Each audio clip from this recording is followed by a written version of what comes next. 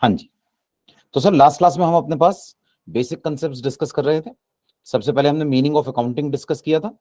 Accounting is an art of recording, classifying and summarising business transaction in a sir systematic आपकी manner. आवाज कम आ रही है।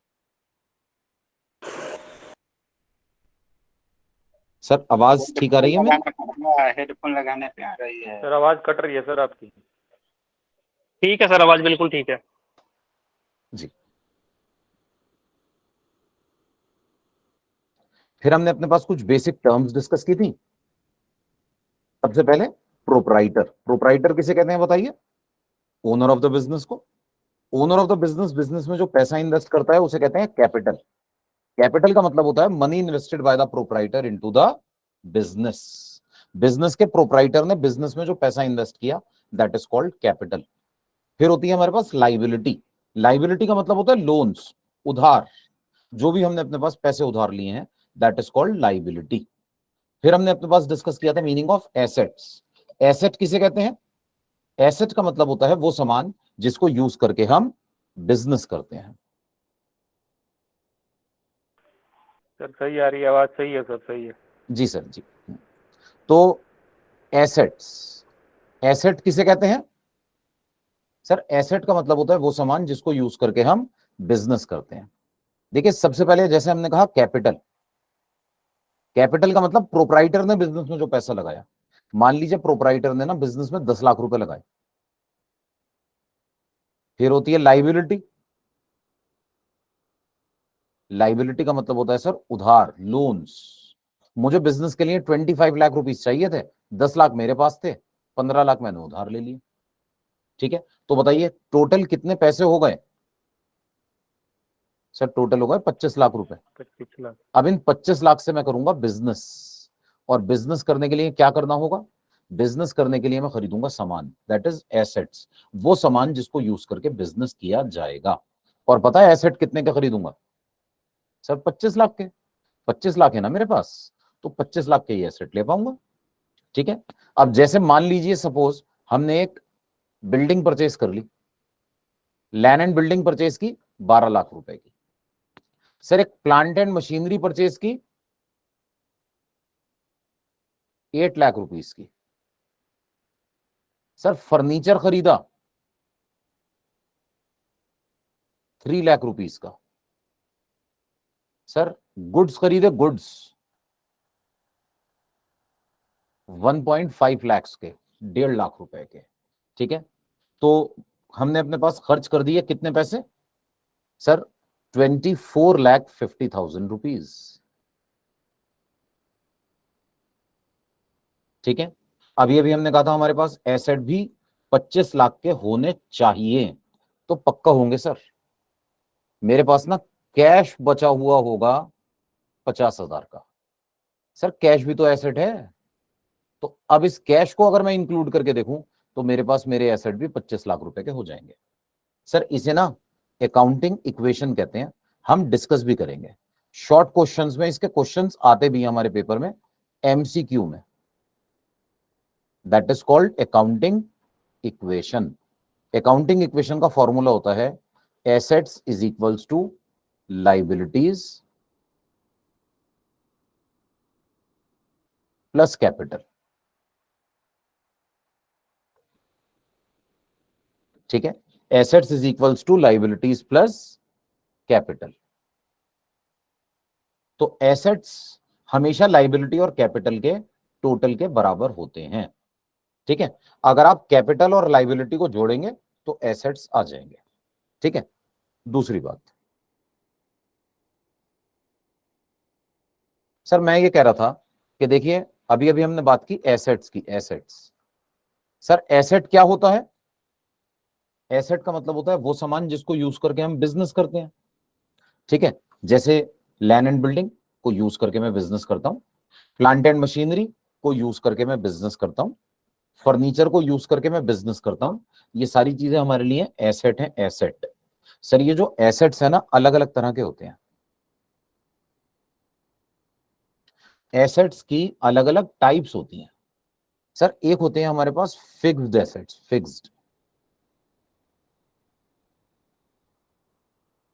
Fixed assets. Fixed assets क्या होते हैं?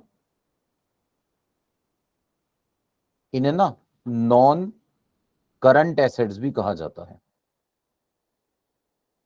सर फिक्स्ड एसेट्स का मतलब होता है वो एसेट्स जिनकी लाइफ लंबी होती है, जिनकी लाइफ बहुत लंबी होती है। जैसे सोचिए मेरे पास लैंड एंड बिल्डिंग है। सर लैंड एंड बिल्डिंग की लंबी लाइफ होती है, ये काफी टाइम तक मेरे पास मेरे यूज में आएंगे। इसी तरह मेरे पास प्लांट एंड मशीनरी है, ये लंबे टाइम तक मेरे पास यूज में आएगा। ऐसे एसेट्स जिनकी एक्सपेक्टेड लाइफ लंबी हो, और यहां लंबी से जो मतलब होता है ना sir, that is more than 12 months.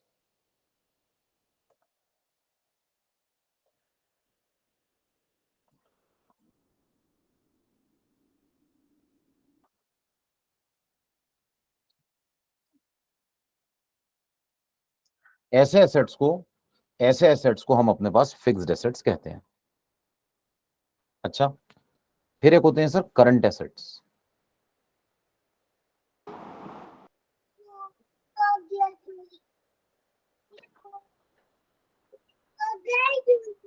Current assets कौन से एसेट्स होते हैं? करंट एसेट्स का मतलब होता है वो एसेट जिनकी लाइफ ना हमारे पास कम होती है।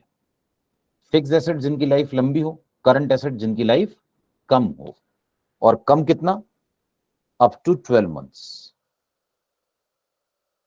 सर ये एसेट ना 12 महीने के अंदर अंदर या तो कंज्यूम हो जाते हैं, कंज्यूम, या तो ये कंज्यूम हो जाते हैं, या फिर ये हमारे पास ना हम कैश में कन्वर्ट कर लेते हैं। ठीक है, इनकी सेल हो जाती है, सेल। तो अगर हमारे पास हमारे एसेट की सेल हो जाए, या अगर हमारे पास हमारे एसेट कंज्यूम हो जाए हमारे बिजनेस प्रोसेस के दौरान, that is called current asset. जैसे एग्जांपल के तौर पर बात करें सर कैश। बताइए, कैश की लाइफ 1 साल से ज्यादा होती है 1 साल से कम? तो सर कैश तो अगर मैं अपने पास यूज करूंगा तो 2 दिन 4 दिन हफ्ता भर में खर्च हो जाएगा, सर 2 घंटे में खर्च हो जाएगा। इसकी लाइफ 12 महीने से कम है। कैश हमारे लिए ना एक करंट एसेट है, करंट एसेट। देन नेक्स्ट,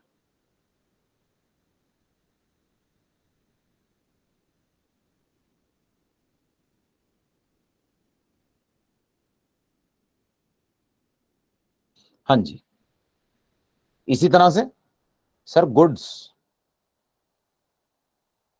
की लाइफ भी तो 12 महीने से कम ही होती है।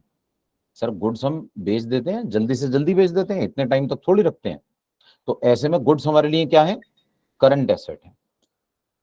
अच्छा, लंबी लाइफ वाले एसेट, फिक्स्ड एसेट, जैसे लैंड एंड बिल्डिंग,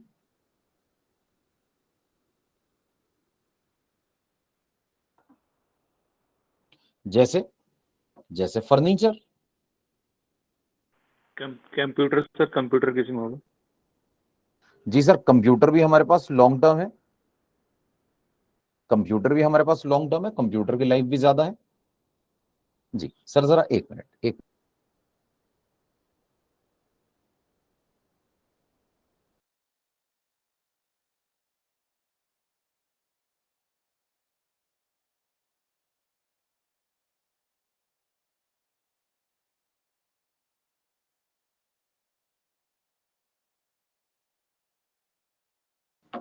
हाँ जी, तो मैं ये कह रहा था सर, जैसे लैंड एंड बिल्डिंग है, जैसे कंप्यूटर है, ये हमारे लिए ना सर फिक्स्ड एसेट है, fixed asset.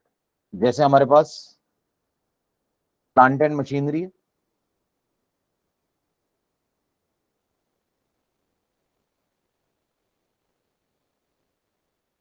Sir computer, laptop, etcetera. ठीक है, इनकी लाइफ 1 साल से ज्यादा होती है।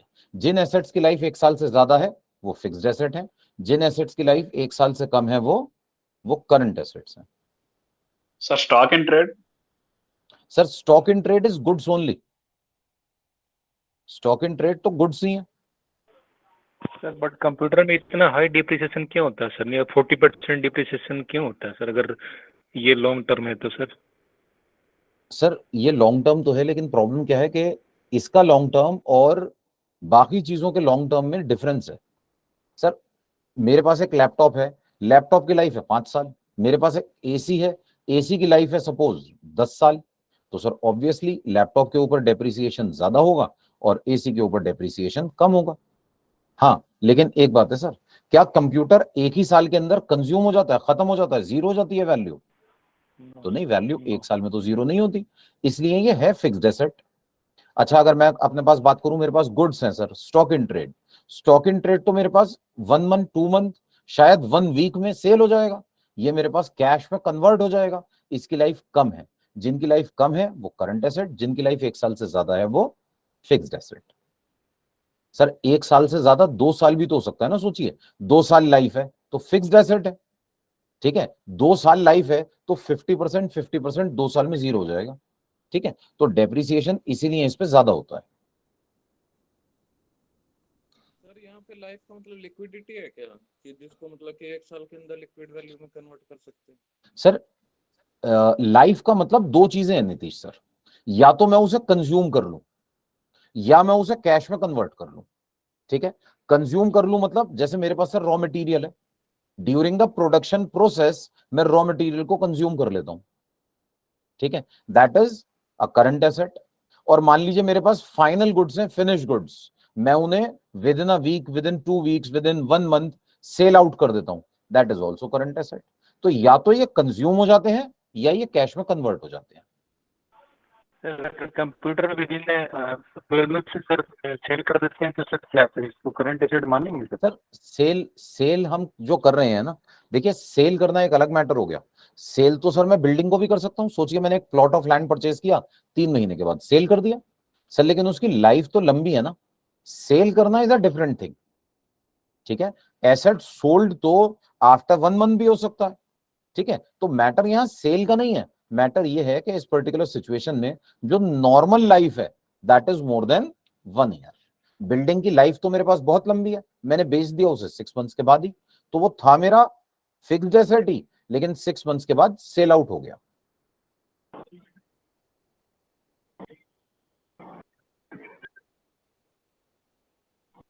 सर नेक्स्ट है हमारे पास टेंजिबल एसेट। टेंजिबल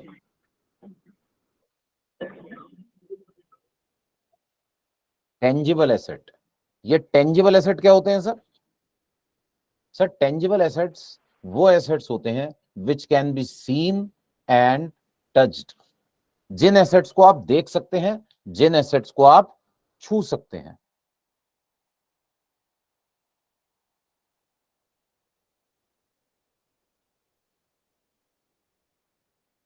ठीक है। Those assets which can be seen and touched, जिन एसेट्स को आप देख सकते हैं, जिन एसेट्स को आप छू सकते हैं, सर ऐसे एसेट्स को ना टेंजिबल एसेट कहते हैं, ठीक है। सर सोचिए मेरे पास एक मोबाइल फोन है, ये मोबाइल फोन क्या हम टच कर सकते हैं? सर हाथ में है तो टच ही तो कर रहे हैं, और हम इसको देख भी सकते हैं। आप में से काफी लोग हो सकता है मोबाइल की स्क्रीन पर क्लास अटेंड कर रहे हो, तो दिख तो रहा है। तो sir which can be seen and which can be touched, ऐसे एसेट्स को हम कहते हैं टेंजिबल एसेट्स, ठीक है। सर टेंजिबल एसेट फिक्स्ड भी हो सकते हैं, टेंजिबल एसेट करंट भी हो सकते हैं, ठीक है। टेंजिबल एसेट जैसे land and building fixed asset है, टेंजिबल एसेट जैसे कैश करंट एसेट है। देन हमारे पास सर इनटेंजिबल एसेट्स भी होते हैं, इनटेंजिबल।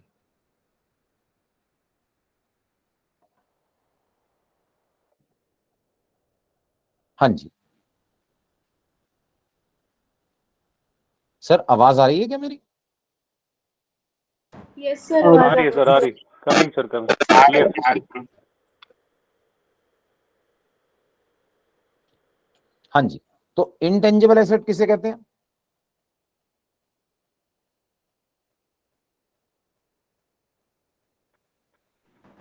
सर जैसे सॉफ्टवेयर जिसको हम टच नहीं कर सकते फिजिकली। जी मैम, बिल्कुल सही कहा। जिसे टच ना किया जा सके। जिन एसेट्स को हम देख नहीं सकते, जिन एसेट्स को हम छू नहीं सकते, which can not be scene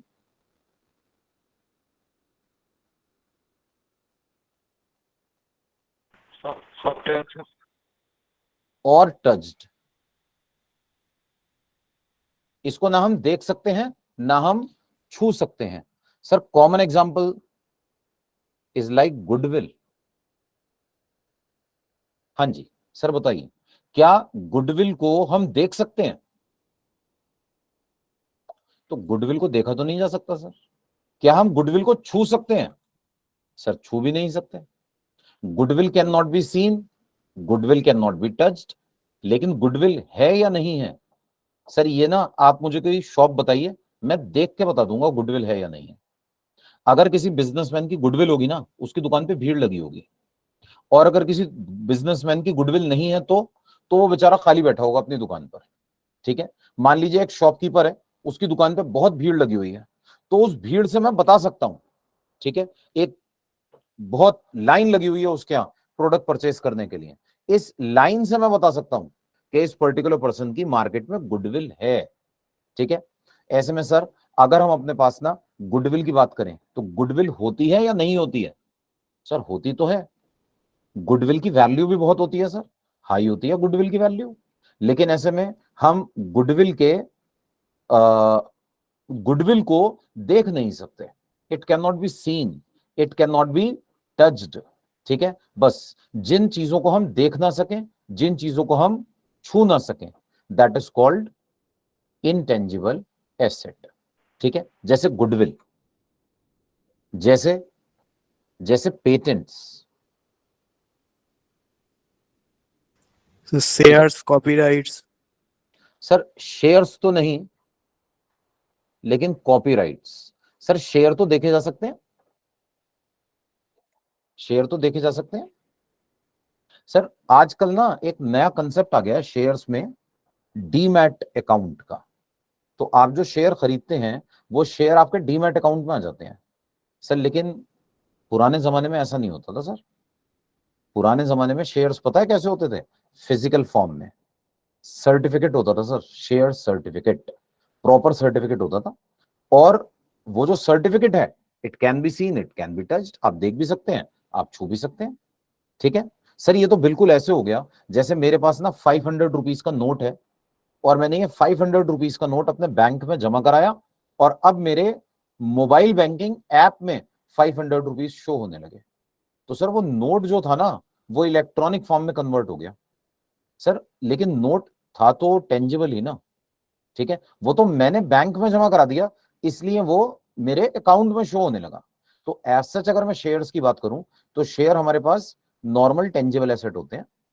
ठीक है, वो तो डीमैट अकाउंट में डिपॉजिट कराने की वजह से इलेक्ट्रॉनिकली शो हो रहे होते हैं, अदरवाइज वो नॉर्मल टेंजिबल एसेट होते हैं हमारे पास, पेपर फॉर्मेट पे होते हैं। पेटेंट नहीं होता software- है पेपर फॉर्मेट में? जी सर। पेटेंट नहीं होता पेपर फॉर्मेट में ऐसा कुछ? सर पेटेंट,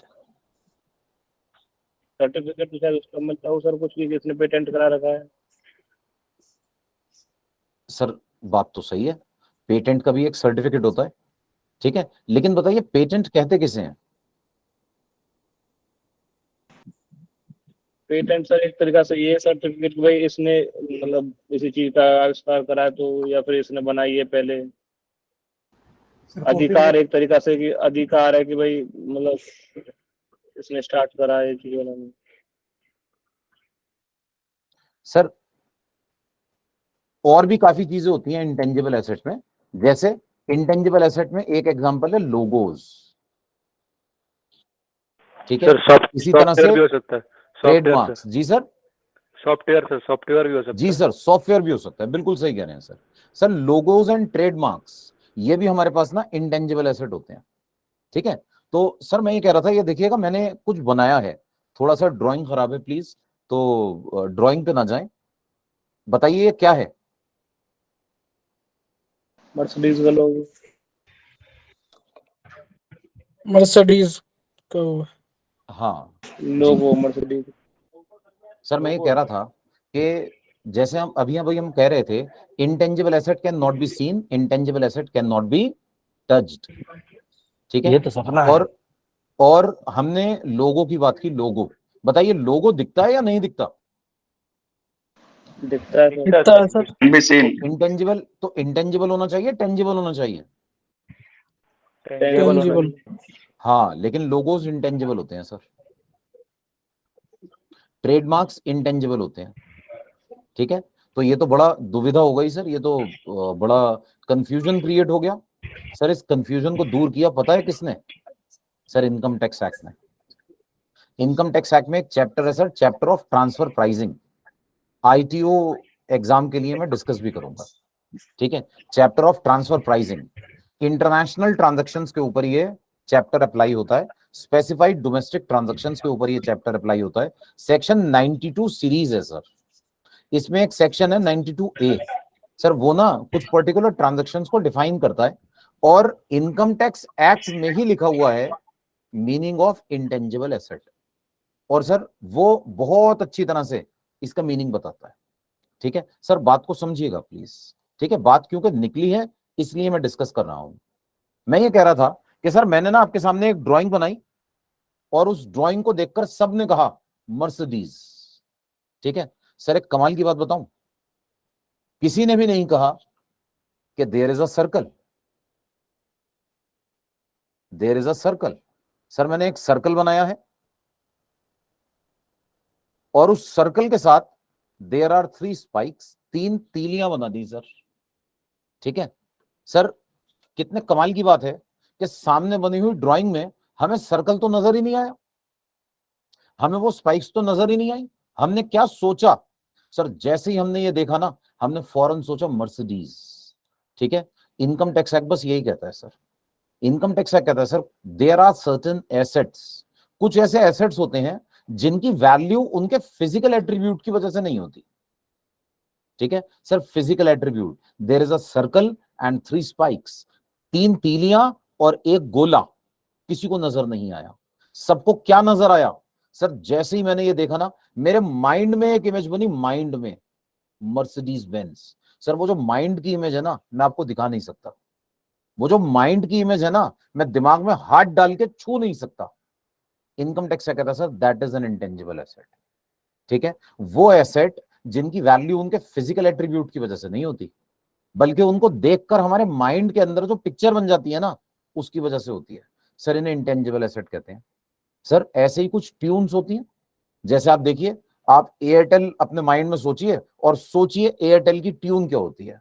अब थोड़ा म्यूजिक का थोड़ा, हाँ आवाज थोड़ी खराब है, वरना मैं आपको गा के सुनाता या वो ट्यून निकाल के बताता, लेकिन एयरटेल की ना एक स्पेसिफाइड ट्यून है सर, ठीक है। जैसे ही वो कहीं बजती है ना, मेरे माइंड में एकदम से आता है, अच्छा एयरटेल का एड चल रहा है, एयरटेल का कोई प्रोडक्ट आ रहा है, ठीक है। That is an intangible asset, ठीक है। तो इशू ये है सर, इंटेंजिबल एसेट क्या होता है सर? इंटेंजिबल एसेट वो होता है जिसकी वैल्यू ना उसके फिजिकल एट्रीब्यूट की वजह से नहीं होती। तो संसवीर सर जो आप पूछ रहे थे, जैसे पेटेंट होता है ना, patent sir, patent is a paper, you are right, patent is a paper, लेकिन उसकी वैल्यू पेटेंट के पेपर की वजह से नहीं होती सर, उस पेपर के ऊपर लिखे हुए आपके राइट्स की वजह से होती है। पेटेंट राइट ये होते हैं, मैंने एक पर्टिकुलर मेडिसिन बनाई, मैंने एक पर्टिकुलर टेक्नोलॉजी बनाई, मैंने एक पर्टिकुलर प्रोडक्ट बनाया, अब इसे कोई कॉपी नहीं कर सकता, ठीक है सर। उस चिट्ठी पे ये लिखा है, उस पेपर पे ये लिखा है कि आप इसे कॉपी नहीं कर सकते, ठीक है। तो बस ये जो राइट है ना, ये राइट उस पेपर की वजह से नहीं है सर, वो तो एक नॉर्मल पेपर है। उसका राइट किसकी वजह से है? उस पेपर के ऊपर लिखी हुई अथॉरिटी की वजह से, जो मुझे गवर्नमेंट ने दिया, ठीक है sir. That is an intangible asset. मैं उस अथॉरिटी को दिखा थोड़ी सकता हूं, ठीक है सर। ऐसे ही बुक्स के कॉपीराइट होते हैं, copyright, copyright is an intangible asset. हालांकि कॉपीराइट आप देख सकते हैं, किताबों के ऊपर इस तरह का एक साइन बना होता है, कॉपीराइट का एक पेपर होता है, उसके ऊपर अथॉरिटी होती है, लेकिन इसकी वैल्यू इसके फिजिकल एट्रीब्यूट की वजह से है ही नहीं, ठीक है। इसकी वैल्यू तो किताब के अंदर लिखी हुई नॉलेज की वजह से है सर। ये जो किताब के अंदर लिखी हुई नॉलेज है, इसको नहीं देखा जा सकता, इसको नहीं छुआ जा सकता। That is an intangible asset, ठीक है सर। पॉइंट क्लियर हो गया सॉफ्टवेयर सर। सर? सर? आवाज कट गई सर, कुछ पूछ रहे थे software sir? Software is also an intangible asset, it can not be seen, it can not be touched, ठीक है सर। हम जो देखते हैं ना, वो सॉफ्टवेयर नहीं होता सर, सॉफ्टवेयर का एप्लीकेशन होता है। सॉफ्टवेयर तो कोड्स में होता है, कोड्स में, सिस्टम के अंदर होता है। मैं अपने लैपटॉप में, अपने कंप्यूटर में हाथ डालकर सॉफ्टवेयर को छू थोड़ी सकता हूं। आप जो चीज टच कर रहे हैं, that is the screen of your mobile phone, you are not touching the app, you are not touching the software. ठीक है, तो ऐसे में हम इसको टच नहीं कर सकते। और जो चीज आप देख रहे हैं that is also the screen. वो जो डिस्प्ले हो रहा है ना वो सॉफ्टवेयर नहीं है सर, सॉफ्टवेयर तो कोड्स होते हैं, codes. It can not be seen, it can not be touched. वो तो कंप्यूटर लैंग्वेज है, कंप्यूटर के सिस्टम के अंदर कहीं है। ठीक है, तो software are also intangible assets.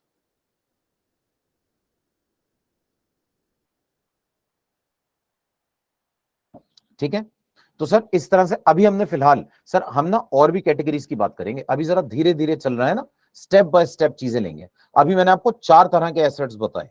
ठीक है, आईटीआई एग्जाम में काफी ज्यादा इंपॉर्टेंट है सर, आईटीओज में भी आगे चलकर काम आएगा। ठीक है, मैं ये बता रहा था, हमने पहले बात की फिक्स्ड एसेट्स की, फिर हमने बात की करंट एसेट्स की, फिर हमने बात की टेंजिबल एसेट्स की, फिर हमने बात की intangible assets की। tangible asset which can be seen, which can be touched, intangible asset which cannot be seen, which cannot be touched।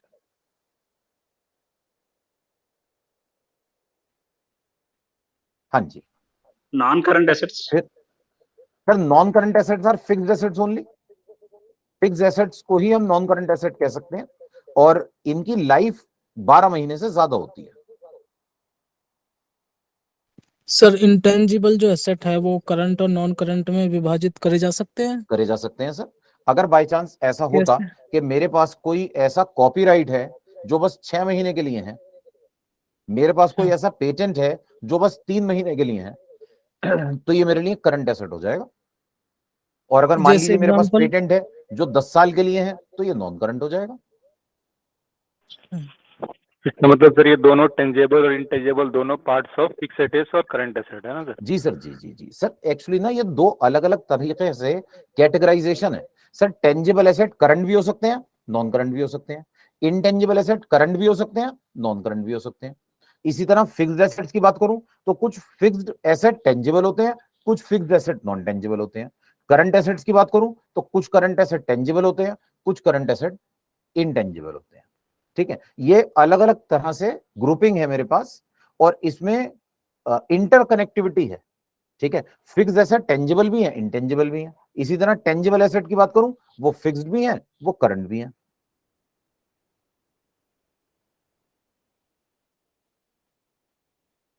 हाँ जी, फिर हमने अपने पास ना बात की थी अकाउंट्स की, जर्नल की। तो जर्नल में हमने ये कहा था कि 3 तरह के अकाउंट्स होते हैं, real accounts, personal accounts, nominal accounts. Real accounts वो ऐसे अकाउंट्स होते हैं जिसमें हमारे पास सारे के सारे एसेट आते हैं। सर एसेट में अब मैं ढेर सारे एग्जांपल लिख सकता हूं, कल तो मैंने कम डिस्कशन किया था। सर सोचिए गुडविल है मेरे पास, गुडविल, ये भी तो रियल की कैटेगरी में आएगी। सर मेरे पास पेटेंट्स है, पेटेंट्स, ये भी रियल की कैटेगरी में आएंगे। ठीक है, तो टेंजिबल हो या इंटेंजिबल, अगर आपके पास एसेट है, एसेट, तो ये रियल अकाउंट्स की कैटेगरी में कवर किया जाएगा। ठीक है सर, इसी तरह से फिर हमने बात की पर्सनल अकाउंट्स की। पर्सनल, पर्सनल अकाउंट्स क्या होते हैं सर? पर्सनल अकाउंट्स जिसमें सारे के सारे पर्सन्स आते हैं, पर्सन्स। ठीक है, और पर्सन्स कितनी तरह के होते हैं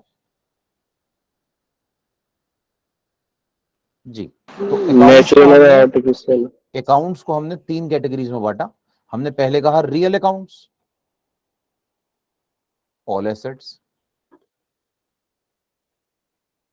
सर फिर हमने कहा personal accounts. Sir personal accounts में पता है क्या आते हैं? ऑल पर्सन्स, जितने भी पर्सन्स होते हैं ना पर्सनल की कैटेगरी में कवर होते हैं। और पर्सन्स कितनी तरह के होते हैं बताइए? 2 तरह के, नेचुरल और आर्टिफिशियल। एक है natural persons, natural. Natural persons कौन होते हैं? नेचुरल पर्सन्स वो लोग होते हैं जिनकी बायोलॉजिकल एग्जिस्टेंस होती है। जैसे हम सबकी बायोलॉजिकल एग्जिस्टेंस है, हम सब ह्यूमन बींग्स हैं, नेचुरल पर्सन है, नेचुरल पर्सन की कैटेगरी में कवर होते हैं। उसके बाद हमने बात की आर्टिफिशियल पर्सन्स की। आर्टिफिशियल पर्सन्स कौन होते हैं? सर आर्टिफिशियल पर्सन्स वो लोग होते हैं जिनकी नेचुरल एग्जिस्टेंस नहीं होती। इनकी नेचुरल एग्जिस्टेंस नहीं होती सर, जैसे कंपनीज।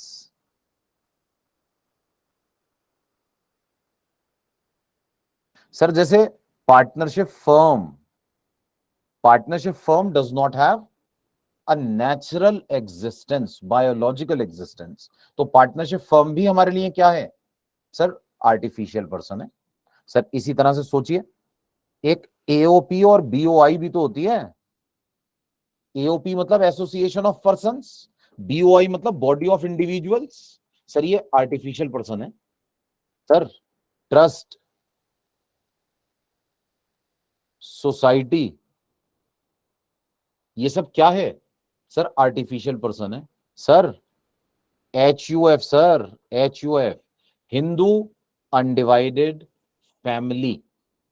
ठीक है सर, हिंदू अनडिवाइडेड फैमिली।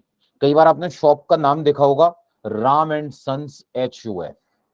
ठीक है, क्या राम एंड सन्स HUF कोई नेचुरल पर्सन है? नहीं sir, mister Ram is a natural person.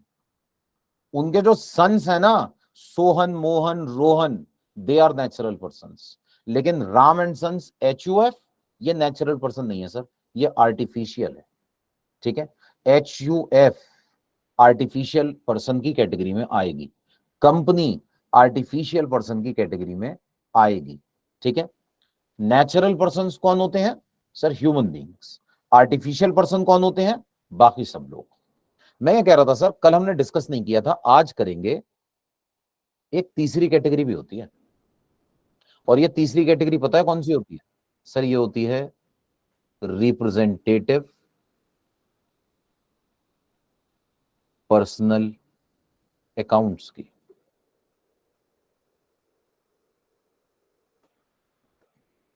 Representative personal accounts. Sir ये रिप्रेजेंटेटिव पर्सनल अकाउंट्स क्या होते हैं?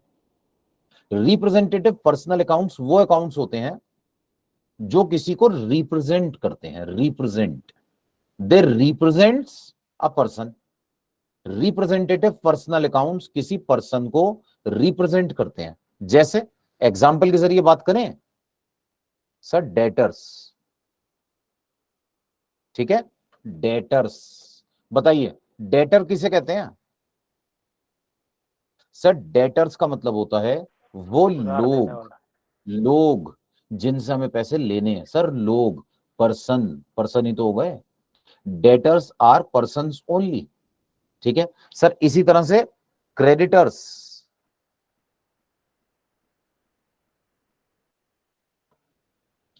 क्रेडिटर्स कौन होते हैं सर? जिन लोगों से हम क्रेडिट पर गुड्स परचेज करते हैं। ठीक है, ये क्रेडिटर्स हैं। डेटर कौन होते हैं? जिन लोगों को हम क्रेडिट पर सेल्स करते हैं, they are called debtors. Ultimately दोनों ही लोग हैं ना सर, पर्सन्स हैं, पर्सन्स, दोज पर्सन्स। बस पर्सन है ना, पर्सनल की कैटेगरी में आएंगे। ठीक है सर, पर्सनल पर्सन है ना, पर्सनल की कैटेगरी में आएंगे। तो रिप्रेजेंटेटिव पर्सनल अकाउंट्स। तो हमने अपने पास पर्सनल को 3 कैटेगरीज में बांटा, नेचुरल पर्सन्स, आर्टिफिशियल पर्सन्स और रिप्रेजेंटेटिव पर्सनल अकाउंट्स। और फिर हमारे पास तीसरी कैटेगरी होती है नॉमिनल अकाउंट्स की। नॉमिनल अकाउंट्स, और ये नॉमिनल अकाउंट्स क्या हैं सर? सर ये होते हैं एक्सपेंसेस, लॉसेस,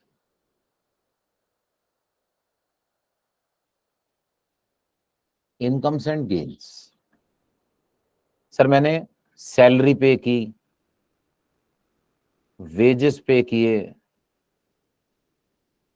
कैरेज दिया, कैरेज, ट्रांसपोर्टेशन का खर्चा किया।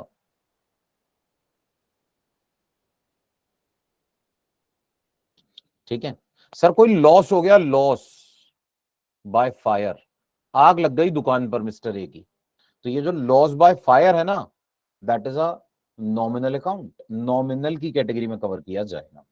ठीक है, तो ये जितने भी एक्सपेंसेस हैं, जितने भी लॉसेस हैं, नॉमिनल की कैटेगरी में आएंगे। और इसी तरह से मान लीजिए हमने कोई इनकम अर्न कर ली, जैसे जैसे कमीशन मिल गया, रेंट मिल गया, ये सब हमारे लिए क्या है सर नॉमिनल है, तो जितने भी एक्सपेंसेस हैं, जितनी भी इनकम्स हैं, नॉमिनल की कैटेगरी में कवर की जाएगी।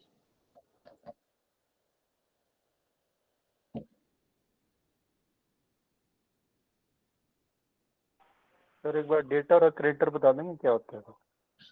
सर डेटर्स का मतलब होता है जिन लोगों को हमने क्रेडिट पर गुड्स की सेल की, इनसे हमें पैसे लेने होते हैं। और क्रेडिटर का मतलब होता है जिन लोगों से हमने क्रेडिट पर गुड्स परचेज किए, इनके हमें पैसे देने होते हैं। डेटर हमारे पास एक तरह का एसेट है, क्रेडिटर हमारे लिए एक तरह की लाइबिलिटी है। क्रेडिटर के पैसे देने होते हैं, डेटर से पैसे लेने होते हैं। जिन लोगों को उधार पर माल बेचा जाए डेटर्स, और जिन लोगों से उधार पर माल खरीदा जाए वो creditors. Sir, other than debtors and creditors, any other examples for representative personal account? Sir like capital, drawings, आज हम इसको डिस्कस करेंगे। इसी तरह से sir prepaid expenses, outstanding expenses,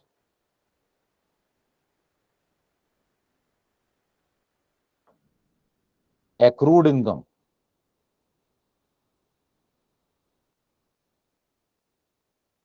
unearned income, ये आगे चलकर स्टेप बाय स्टेप आ जाएंगी चीजें।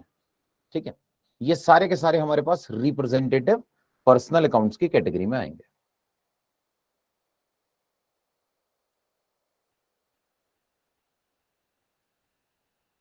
Sir, that income and expense won't it come under nominal account?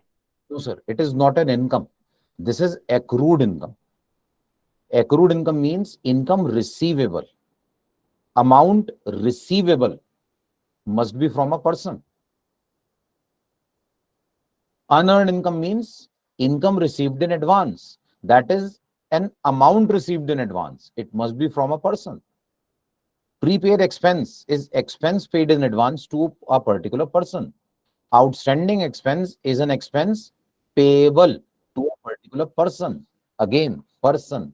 ठीक है सर, ये सारे के सारे ना पर्सन्स हैं, इसीलिए रिप्रेजेंटेटिव पर्सनल अकाउंट्स की कैटेगरी में आएंगे। We will discuss. तो सन्ड्री डेटर्स क्या होते हैं? मतलब एक ही बात है? सन्ड्री डेटर्स, डेटर को ही कहते हैं। सन्ड्री डेटर का मतलब डेटर, ठीक है। सन्ड्री मतलब ढेर सारे। भाई डेटर कोई एक आदमी थोड़ी है। सर मैंने 20 लोगों को उधार पर माल बेचा हुआ है, तो ये 20 के 20 मेरे डेटर है ना, इसलिए इनको सन्ड्री डेटर्स कह दिया जाता है। ठीक है, सन्ड्री डेटर्स मतलब मल्टीपल पर्सन्स हैं सर, एक कोई सिंगल पर्सन नहीं है, ढेर सारे लोग हैं। इसी तरह सन्ड्री क्रेडिटर्स मतलब ढेर सारे लोग हैं जिनके पैसे देने हैं, क्रेडिटर। तो डेटर कहें या सन्ड्री डेटर एक ही चीज है सर, क्रेडिटर कहें या सन्ड्री क्रेडिटर एक ही चीज है sir.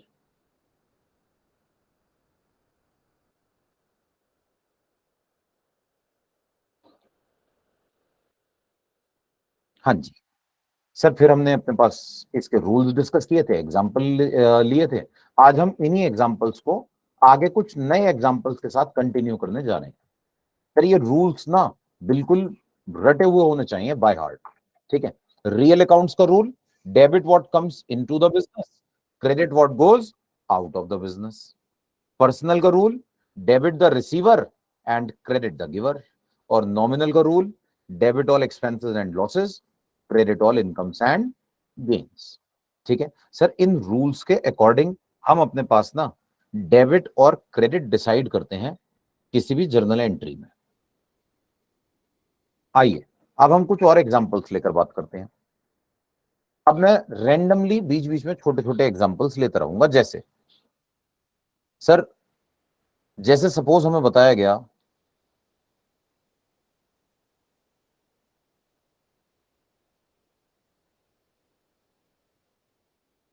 Cash received from mister Ram. हमने अपने पास पैसे रिसीव किए हैं मिस्टर राम से।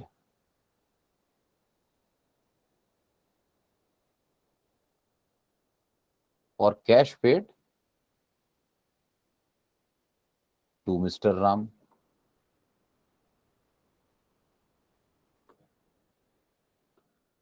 हाँ जी सर, जब भी हम किसी ट्रांजैक्शन की बात करते हैं तो हमारे पास ना हर ट्रांजैक्शन में दो अकाउंट्स इन्वॉल्व होते हैं। जैसे हमने बात की कैश रिसीव फ्रॉम राम की, तो दो अकाउंट्स इन्वॉल्व हैं, बताइए कौन कौन से। सर एक है कैश एसेट और पर्सनल। और एक है राम। सर कैश रियल की कैटेगरी में आएगा और राम पर्सनल की कैटेगरी में आएगा। सर रियल वाले पर रियल वाले का रूल लगा दीजिए, पर्सनल वाले पर पर्सनल वाले का रूल लगा दीजिए।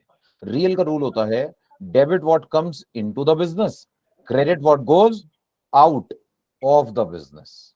हाँ जी, तो बताइए बिजनेस में पैसे आ रहे हैं या जा रहे हैं? आ रहे हैं। आ रहे हैं सर, डेबिट कर दीजिए। और Ram sir personal, Ram personal की कैटेगरी में आएंगे तो पर्सनल वाले पर पर्सनल का रूल लगा दीजिए। पर्सनल का रूल क्या होता है? पर्सनल का रूल होता है debit the receiver, credit the giver. तो Ram is the giver, credit किया जाएगा। तो कैश अकाउंट हो रहा है डेबिट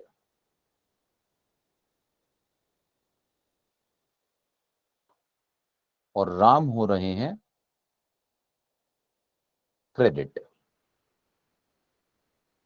सर इसी तरह से देखिए कैश पेड टू राम, दो अकाउंट्स इन्वॉल्व हैं, first is cash and second is Ram. Cash is real, Ram is personal. हाँ जी, तो रियल पर रियल का रूल, कैश जा रहा है सर, क्रेडिट करेंगे। और राम पर्सनल की कैटेगरी में आएगा, इसको डेबिट करेंगे। सर डेबिट द रिसीवर, मैंने राम को पैसे दिए तो राम हुआ रिसीवर। ठीक है, तो राम डेबिट हो जाएगा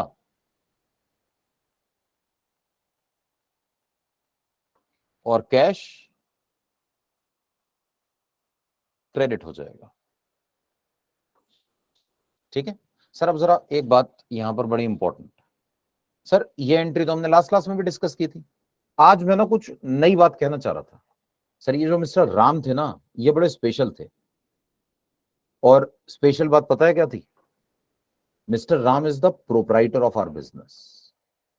राम हमारे बिजनेस के प्रोप्राइटर हैं, मालिक हैं, मालिक। ठीक है सर, इशू ये है कि सर अगर मैं अपने पास ना इस एंट्री में राम का नाम लिखकर राम को डेबिट या क्रेडिट करूं, तो मेरे पास तो ढेर सारे लोग होते हैं सर, मेरे पास ढेर सारे डेटर्स हैं। ठीक है, so many debtors and so many creditors. ठीक है सर, 50 डेटर और 40 क्रेडिटर, 90 लोगों की भीड़ में खो के रह जाएंगे राम।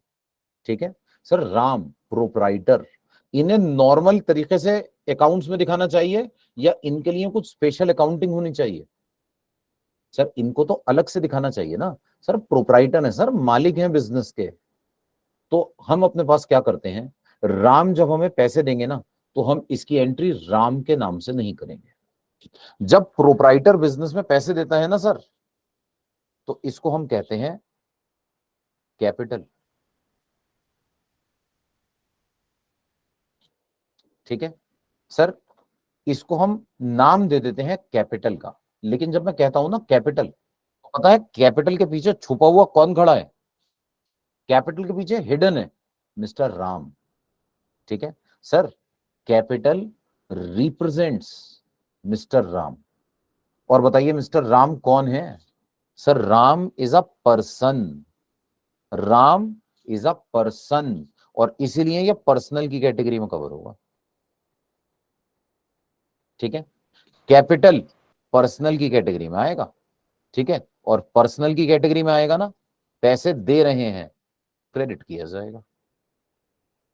ठीक है, तो मैं अपने पास ना राम को क्रेडिट करने के बजाय इस केस में क्रेडिट किसको करूंगा? सर कैपिटल को। राम की जगह पर क्रेडिट किसको कर दिया जाएगा? कैपिटल को। सर अगर मैंने Sir, capital is representative personal account. Sorry sir, Capital is representative personal account. Yes sir, exactly, capital represents proprietor, तो ये रिप्रेजेंटेटिव पर्सनल की कैटेगरी में कवर किया जाएगा। सर एक बार कैपिटल वाले यहाँ से दोबारा समझाओ सर, एक बार समझ सर में मैं नहीं ये कह रहा था कि हमारे पास ना, मान लीजिए मैं एक नॉर्मल एग्जांपल लेकर चल रहा हूं, कैश रिसीव फ्रॉम राम, अभी भूल जाइए ये प्रोप्राइटर है, ठीक है, कैश रिसीव फ्रॉम राम, हमने कल एंट्री डिस्कस की थी, हमें कैश मिला राम से, तो हमने कहा था दो अकाउंट्स इन्वॉल्व है, first is cash, second is Ram, ठीक है, कैश रियल की कैटेगरी में आएगा, बिजनेस में पैसा आया, डेबिट व्हाट कम्स इन, और Ram, Ram is the giver, Ram personal की कैटेगरी में आएंगे, क्रेडिट किए जाएंगे, ठीक है। लेकिन आज मैं अब साथ में एक एडिशनल बात ये कह रहा हूं सर कि राम हमारे प्रोप्राइटर हैं। सर प्रोप्राइटर की एंट्री अगर आप सिर्फ उनके नाम से कर देंगे ना, तो सर इस पर्टिकुलर सिचुएशन में प्रॉब्लम ये है कि हमारे पास तो और बहुत ढेर सारे लोगों के नाम आ रहे होंगे, रमेश, सुरेश, मोहन, मदन, ठीक है, तो बहुत ढेर सारे लोगों को पैसे लेने हैं, बहुत ढेर सारे लोगों को पैसे देने हैं। सर उस पूरी लिस्ट में ना राम को अलग से शो करना चाहिए। राम कोई नॉर्मल बिजनेस, नॉर्मल पर्सन नहीं है जिनके साथ हम बिजनेस कर रहे हैं, राम हमारे बिजनेस के प्रोप्राइटर हैं, ओनर हैं। तो हम ये कह रहे हैं हम राम का अलग से अकाउंट बनाएंगे, और ये जो राम का अलग अकाउंट हम बना रहे हैं ना, ये होगा हमारा कैपिटल अकाउंट। तो राम की जो भी ट्रांजैक्शन है ना, वो हम कैपिटल के नाम से पोस्ट करेंगे, ठीक है। तो राम की जगह हमने अकाउंट का नाम क्या लिखा, हमने लिखा कैपिटल। कैपिटल आपको सर एक नाम represents नेम दे देंगे Mr. उसको राम। कैपिटल के नाम पे। जी सर जी, जो भी प्रोप्राइटर है, ठीक है भाई, राम है, श्याम है, मोहन है, सोहन है, सुरेश है, जिस बिजनेस का जो भी प्रोप्राइटर होता है ना, प्रोप्राइटर का अकाउंट कैपिटल अकाउंट से रिप्रेजेंट होता है, ठीक है। मैं अपने बिजनेस में जो पैसा लगाऊंगा वो मेरा कैपिटल कहलाएगा, और मेरे बिजनेस में मैं कैपिटल अकाउंट के रूप में आऊंगा, कैपिटल अकाउंट की फॉर्म में शो किया जाऊंगा। तो कैपिटल सर मतलब इन्वेस्टेड बाय द प्रोप्राइटर, और प्रोप्राइटर इज अ पर्सन, इसलिए हमने इसे पर्सनल की सर कैटेगरी। कैपिटल में सिर्फ प्रोप्राइटर ही आते हैं सर। सर अभी हम प्रोप्राइटर की बात कर रहे हैं, वैसे कैपिटल में पार्टनर भी आते हैं सर, अगर मान लीजिए पार्टनरशिप फर्म है तो, है ना सर। अगर कंपनी है कंपनी, तो शेयर होल्डर्स भी कैपिटल में आते हैं, लेकिन ये सब के सब होते पर्सनल की ही कैटेगरी में है। अभी हम अपने पास जो बात कर रहे हैं ना, क्योंकि वो हम इंडिविजुअल की बात कर रहे हैं, इसलिए प्रोप्राइटर की बात कर रहे हैं। अगर पार्टनरशिप है तो सारे के सारे पार्टनर्स भी कैपिटल में ही कवर होंगे सर। तो राम को पैसे देंगे तो क्या कैपिटल बोलेंगे उसको? सर अब बात आ रही है कि राम ने पैसे निकाले, सर राम जब पैसे निकालते हैं पर्सनल यूज के लिए हैं। अब इसको मैं थोड़ा सा ना चेंज करता हूं, ये था कैपिटल इंट्रोड्यूस्ड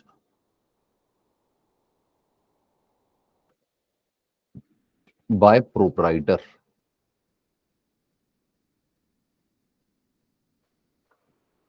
मिस्टर राम। अब मैं ये कह रहा हूं राम विड्रू कैश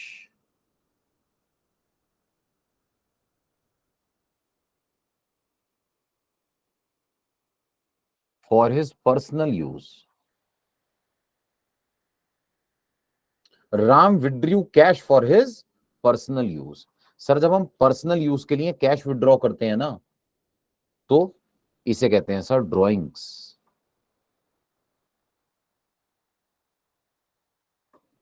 ठीक है सर। प्रोप्राइटर जब पैसे लेकर आता है तो इसे कहते हैं कैपिटल, और जब प्रोप्राइटर पैसे लेकर जाता है इसे कहते हैं ड्रॉइंग्स। सर ड्रॉइंग्स के पीछे छुपा हुआ कौन है? ड्रॉइंग्स रिप्रेजेंट्स प्रोप्राइटर, ड्रॉइंग्स के पीछे छुपे हुए खड़े हैं मिस्टर राम, तो ये भी कवर होंगे पर्सनल की कैटेगरी में, और इनके ऊपर पर्सनल का रूल लग जाएगा, डेबिट द रिसीवर। राम ने पैसे रिसीव किए, इनको डेबिट कर दिया जाएगा। तो यहां पर राम के नाम से एंट्री करने के बजाय मैं एंट्री करूंगा drawings account debit, drawings represents proprietor mister Ram, ठीक है। Capital represents proprietor mister Ram, तो कैपिटल भी राम को रिप्रेजेंट कर रहा है, ड्राइंग्स भी राम को रिप्रेजेंट कर रही हैं, ठीक है। ये रिप्रेजेंटेटिव पर्सनल अकाउंट्स हैं, और रिप्रेजेंटेटिव पर्सनल अकाउंट्स पर्सनल की ही कैटेगरी में कवर होते हैं। सर ये जो डैश लगाया आपने, कहीं पे 3 है 2 है, ये क्या, नहीं इसका सर, क्या रूल है? ऐसा कुछ नहीं है, ये तो बस मैंने ऐसे ही समझाने के लिए सर। नहीं, ये लगाना जरूरी है सर? अभी ना सर हम फॉर्मेट डिस्कस करेंगे जर्नल का, सर ऐसे तीर कमान बनाकर थोड़ी आएंगे पेपर में, है ना। अभी मैं ना जर्नल का फॉर्मेट डिस्कस करूंगा, जर्नल के फॉर्मेट में हम अपने पास बात करेंगे कि कैसे दिखाना है। सर एक चीज और है, ये कैपिटल जो इंट्रोड्यूस की जाती है, ये बिजनेस की शुरुआत में ही की जा सकती है, बीच में भी सर बीच में भी लगा की जा सकते हैं? सकती है, बीच में भी की जा सकती है। अच्छा, भाई मैंने अपने ठीक है सर। बिजनेस में एडिशनल कैपिटल लगा दिया, क्या प्रॉब्लम है। Business okay sir. स्टार्ट किया था 10 लाख लगा के, बाद में 5 लाख और ले आया, कोई परेशानी की बात नहीं है। सर लेकिन एक से ज्यादा भी तो प्रोप्राइटर्स। एंट्री से भी सेम ही होगी। नहीं नहीं मैम, वंदना मैम, प्रोप्राइटर एक से ज्यादा नहीं होते, उन्हें कहते हैं partners. Okay okay okay, proprietor तो एक ही होता है मैम, सिंगल सोल ठीक है। Proprietor, that is single proprietor. Sir अगर बट पार्टनर सर दो लोग, मैम आवाज कट गई मैम। सर 2 लोग मिलके अगर कोई बिजनेस खोल तो रहे वो तो हम उन्हें पार्टनर्स बोलेंगे। पार्टनरशिप। 2 या ठीक 2 है से सर। ज्यादा लोग मिलकर काम करेंगे तो पार्टनरशिप कहलाएगी। अगर एक अकेला आदमी काम करेगा तो सोल प्रोप्राइटर। सर ठीक है सर, अगर थैंक यू सर। पार्टनर्स होंगे, मान लीजिए 2 पार्टनर्स हैं और वो ड्राइंग्स कर रहे हैं, तो फिर कैसे नेम होगा उसका? मैम एक्चुअली क्या होता है कि मान लीजिए ये पार्टनरशिप फर्म होती तो फिर हम ना पार्टनर के कैपिटल को बस कैपिटल नहीं लिखते। मान लीजिए 2 पार्टनर्स हैं राम और श्याम, तो मैं लिखता राम्स कैपिटल और श्याम्स कैपिटल, वरना पता नहीं चलेगा ना, पैसे तो मिक्सअप हो जाएंगे, पता कैसे चलेगा किसके पैसे हैं। हाँ, बिल्कुल सर इसी तरह जब राम ड्राइंग करेगा तो मैं कहूंगा राम्स ड्राइंग्स, और जब श्याम करेगा तो मैं कहूंगा श्याम्स ड्राइंग्स, ताकि मैं आइडेंटिफाई कर सकूं कि किसके पैसे आए और किसके पैसे गए। ऐसा ना हो ना पैसे लिए राम ने, काट लिए मैंने श्याम के खाते से, ऐसा नहीं होना चाहिए।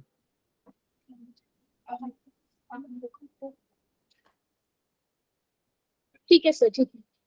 Sir, accounting rule is same for personal accounts and representative personal accounts. Sir Is it right? Representative personal is personal only, ठीक है। नेचुरल पर्सन हो, आर्टिफिशियल पर्सन हो या रिप्रेजेंटेटिव पर्सन हो, they are only covered in the category of personal accounts. Rule is same for all. A person may be a natural person, a person may be an artificial person, or an account may be a representative personal account. They are all covered in personal. Rule is same for all.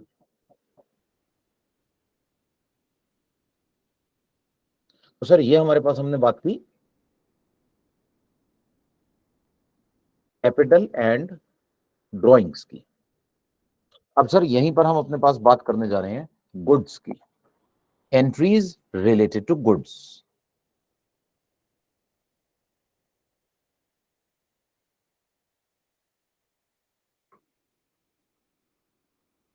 Sir पहले ना समझिएगा, मैं इसको change करूंगा बाद में, ठीक है, सही एंट्री बनाऊंगा। पहले समझाने के लिए कुछ और लिखूंगा, बाद में ठीक करके लिखूंगा, ठीक है। तो पहले जो मैं लिख रहा हूं वो सही नहीं है, बाद में चेंज करूंगा जब कंसेप्ट क्लियर करा दूंगा। तो मैं ये कह रहा था कि सोचिए,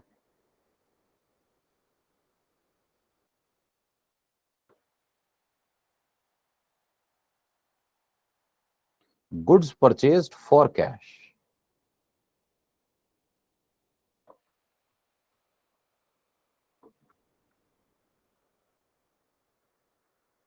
goods sold for cash. Sir हमने गुड्स परचेज किए कैश में, हमने गुड्स सेल किए कैश में। सर 2 अकाउंट्स इन्वॉल्व हैं दोनों ही केस में। First is cash, second is goods. Sir cash real person या नॉमिनल? रियल। सर गुड्स भी तो एसेट होते हैं, रियल।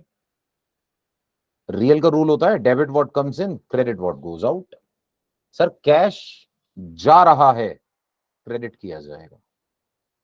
गुड्स आ रहे हैं, डेबिट किए जाएंगे। तो हमारे पास हमने गुड्स को डेबिट कर दिया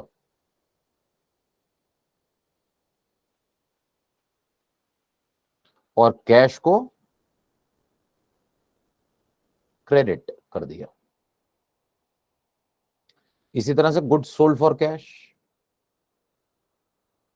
सर एक अकाउंट है कैश का, दूसरा अकाउंट है गुड्स का। कैश रियल है और गुड्स भी रियल है। कैश आ रहा है या जा रहा है? सर गुड्स बेचे, और कैश आ रहा है। Debit what comes into the business, debit कर दीजिए। और गुड्स जा रहे हैं, क्रेडिट कर दीजिए। तो हमारे पास एंट्री कैसे बनेगी? सर हमने ना कैश को करा है debit,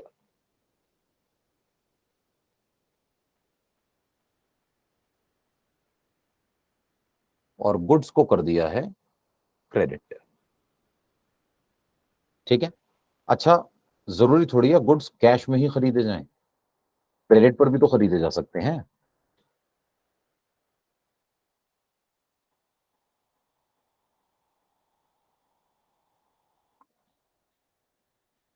goods purchased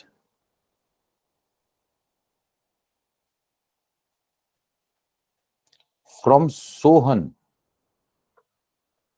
on credit. Sir Sohan से गुड्स खरीदे, सोहन से क्रेडिट पर। सर दो अकाउंट्स इन्वॉल्व हैं।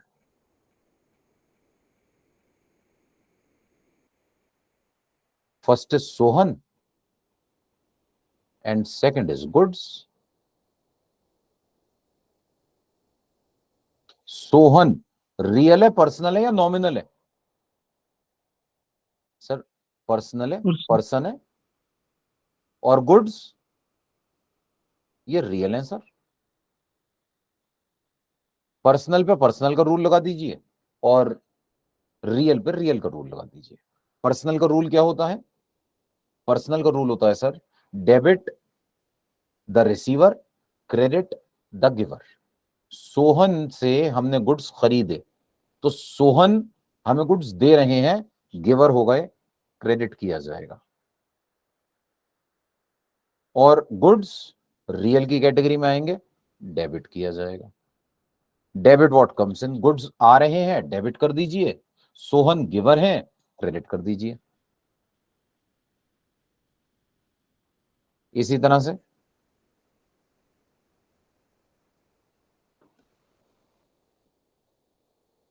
Goods sold to Rajesh on credit. हमने राजेश को गुड्स बेचे क्रेडिट पर। दो अकाउंट्स इन्वॉल्व हैं सर, एक है राजेश, दूसरे हैं गुड्स। राजेश रियल पर्सन या nominal? Personal. Goods real. Personal वाले पर पर्सनल का रूल, रियल वाले पर रियल का रूल। पर्सनल का रूल क्या होता है? सर पर्सनल का रूल होता है debit the receiver, credit the giver. मैंने राजेश को गुड्स बेचे, Rajesh is the receiver, debit किया जाएगा। और गुड्स जा रहे हैं, क्रेडिट किया जाएगा। तो राजेश हो गए डेबिट,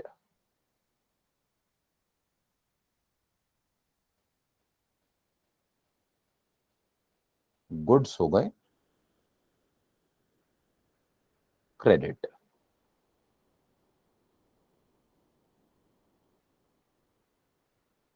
अच्छा, इसी में मैं थोड़ा सा चेंज करता हूं। अच्छा ये भी मैं लिख देता हूं, देखिए गुड्स हो गए डेबिट, पहले डेबिट वाला लिखा जाएगा बाद में क्रेडिट वाला। सोहन हो गए क्रेडिट।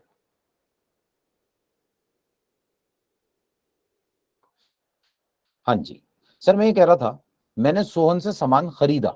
सोचिए ऐसा भी तो हो सकता है, खरीद के लाने के बाद पसंद नहीं आया और वापस कर दिया।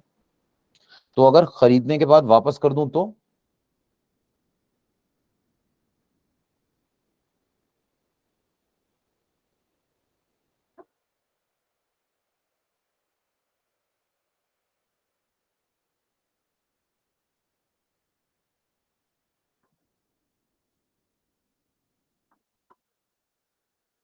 Goods purchase from Sohan return to him, Sohan से जो गुड्स खरीदे थे ना रिटर्न कर दिए। तो अगर सोहन के गुड्स रिटर्न कर दूं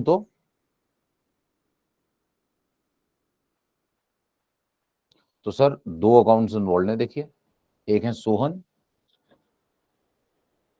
एक है गुड्स। सोहन रियल पर्सनल या नॉमिनल?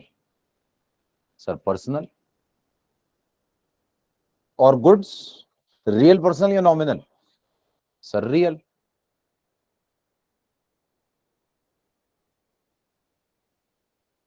पर्सनल का रूल होता है debit what comes into the business, credit what goes out of, sorry, personal का रूल होता है debit the receiver, credit the giver.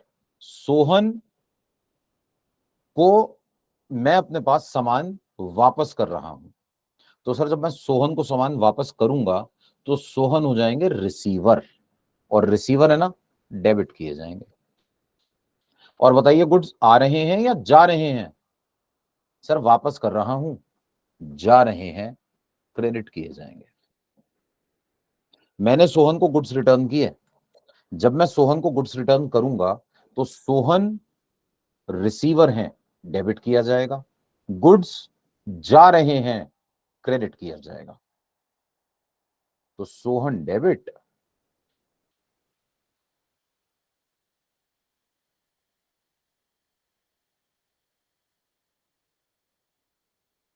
Goods credit. Sir जैसे खरीदा हुआ सामान वापस किया जा सकता है, वैसे ही बिका हुआ सामान भी तो वापस हो सकता है। सर एक क्वेश्चन है सर। जी सर। सर ये वाली एंट्री उस एंट्री से अलग कैसे हुई, जैसे सोहन ने गुड्स खरीदे, उस हाँ जी, एंट्री से अलग कैसे हुई? मतलब पता कैसे चलेगा कि रिटर्न हुआ है यहाँ पे? यहाँ तो ऐसा लग रहा है कि सोहन ने गुड्स खरीदे, वो वाली एंट्री और ये वाली एंट्री सेम है।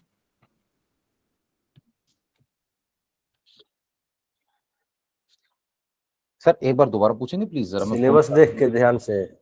जी सर। सर सर यहाँ पे लिखा हुआ था सोहन ने, purchase from Sohan on credit, और सर यहाँ फोर्थ में लिखा हुआ है sir goods purchase from Sohan return to him. Sir इस एंट्री से सोहन डेबिट गुड्स क्रेडिट, इससे ये पता कैसे चल रहा है कि ये रिटर्न हुए हैं गुड्स? सर एक मिनट रुकिए, बस एक मिनट, अभी मैं इसे ना थोड़ा चेंज करके एंट्री पास करूंगा तो उससे क्लियर हो जाएगा। बस एक मिनट रुकिए प्लीज, एक मिनट में लेता हूँ ये डाउट। सर मैं ये कह रहा था कि इसी तरह से मेरे पास ना ये अब सेल्स की बात आ गई। Sir goods sold to Rajesh on credit है, इसी को मैं अपने पास चेंज करके ये कहता हूं कि अब सोचिए,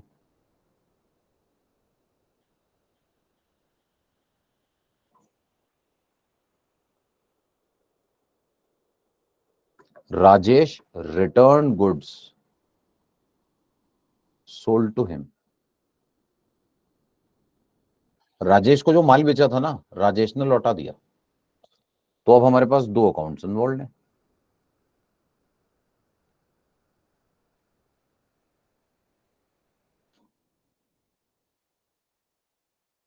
एक है राजेश और एक है sales, sorry goods. Rajesh real personal या nominal? Personal. Goods real. Sir personal वाले पर पर्सनल का रूल लगा दीजिए, और पर्सनल का रूल क्या है? Debit the receiver, credit the giver. Rajesh ने गुड्स रिटर्न किए, राजेश ने दिए, मतलब राजेश है गिवर, क्रेडिट किया जाएगा। और गुड्स, गुड्स ना आ रहे हैं, गुड्स हमें मिले, राजेश ने हमें रिटर्न किया तो गुड्स आए, डेबिट किया जाएगा। तो सर गुड्स को कर दीजिए डेबिट,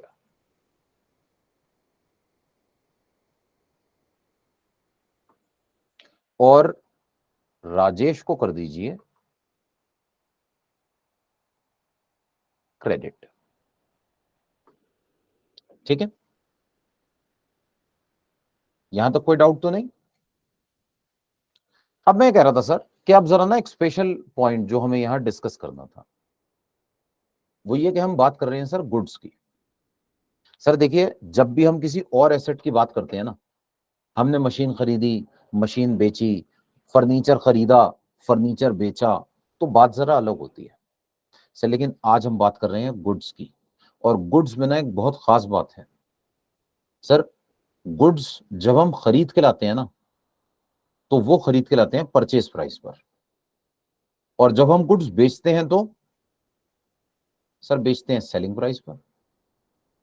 सर गुड्स को परचेज किया जाता है परचेज प्राइस पर, बेचा जाता है सेलिंग प्राइस पर। सोचिए, मेरे पास ना एक कोई पर्टिकुलर प्रोडक्ट है, आई हैव अ मार्कर, मेरे पास एक मार्कर है सर, मार्कर।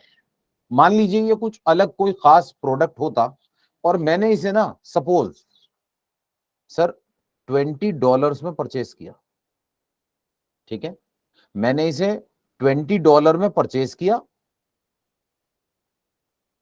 और मैंने इसको बेचा सर 15 पाउंड्स का। सर खरीदने का प्राइस डॉलर्स में है, बेचने का प्राइस पाउंड्स में है।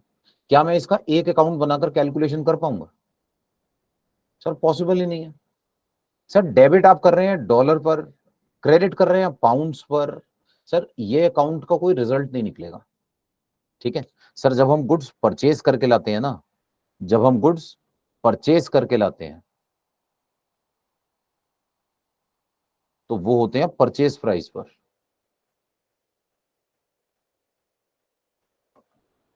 जब हम गुड्स को बेचते हैं ना, वो होते हैं सेलिंग प्राइस पर।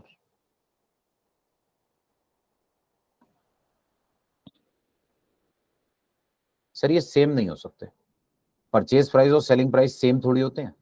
तो जब सेम नहीं होते तो इनका अकाउंट भी सेम नहीं होना चाहिए, ठीक है। अदरवाइज ना मैं अपने पास रिजल्ट ही नहीं निकाल पाऊंगा।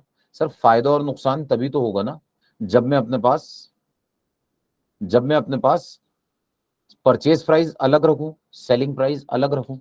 तो हम अपने पास पता है क्या करते हैं, जब हम अकाउंट्स बनाते हैं तो हम गुड्स का अकाउंट बनाते ही नहीं है सर, हम गुड्स का अकाउंट बनाते ही नहीं है। फिर हम क्या करते हैं सर, गुड्स की जगह ना हम 4 अकाउंट बनाते हैं अलग।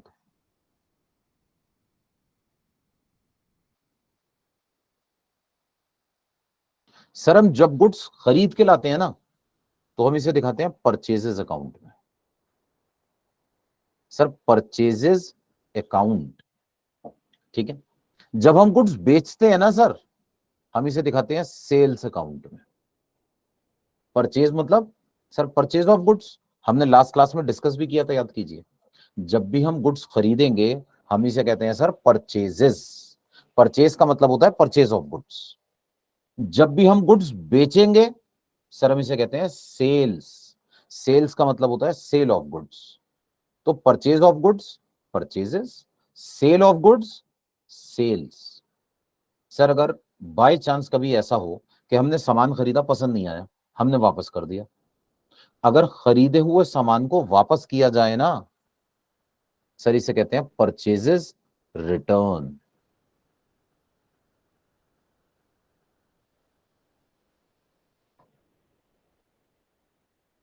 Purchases returns account. और अगर बिका हुआ सामान वापस आ जाए तो सर इसे कहते हैं सेल्स रिटर्न्स अकाउंट, ठीक है। सर मैं दोबारा से दोहराता हूं अपनी बात। जब भी हम गुड्स परचेज करेंगे इसे कहा जाएगा परचेजेस। जब भी हम गुड्स सेल करेंगे इसे कहा जाएगा सेल्स। जब भी खरीदा हुआ सामान वापस किया जाएगा, परचेज गुड्स को रिटर्न किया जाएगा, इसको कहा जाएगा परचेजेस रिटर्न्स। और अगर बिका हुआ सामान वापस आ जाए, गुड्स सोल्ड रिटर्न हो गए, इसे कहेंगे सेल्स रिटर्न। सर मैं ये कह रहा था, ये जो 4 अकाउंट्स है ना, ये चारों अलग अलग अकाउंट हैं, सेपरेट। और गुड्स को इन 4 कैटेगरीज में बांट के रिकॉर्ड किया जाएगा, purchases, sales, purchase returns, sales returns. और सर ये चारों ही ना हमारे पास नॉमिनल की कैटेगरी में कवर किए जाएंगे। गुड्स परचेज करना is an expense, expense. Goods खरीदना खर्चा होता है सर, और एक्सपेंस है ना, नॉमिनल की कैटेगरी में आएगा। सर गुड्स बेचना फायदे की बात है, और फायदे की बात है ना, तो बस ये जो फायदा है सर नॉमिनल की कैटेगरी में आएगा। सर खरीदा हुआ सामान वापस कर दिया, परचेज गुड्स रिटर्न कर दिए। सर परचेज हमारे लिए एक्सपेंस है, अभी हमने डिस्कस किया, परचेज हमारे लिए क्या है, एक्सपेंस है, और सेल्स हमारे लिए क्या है, इनकम है।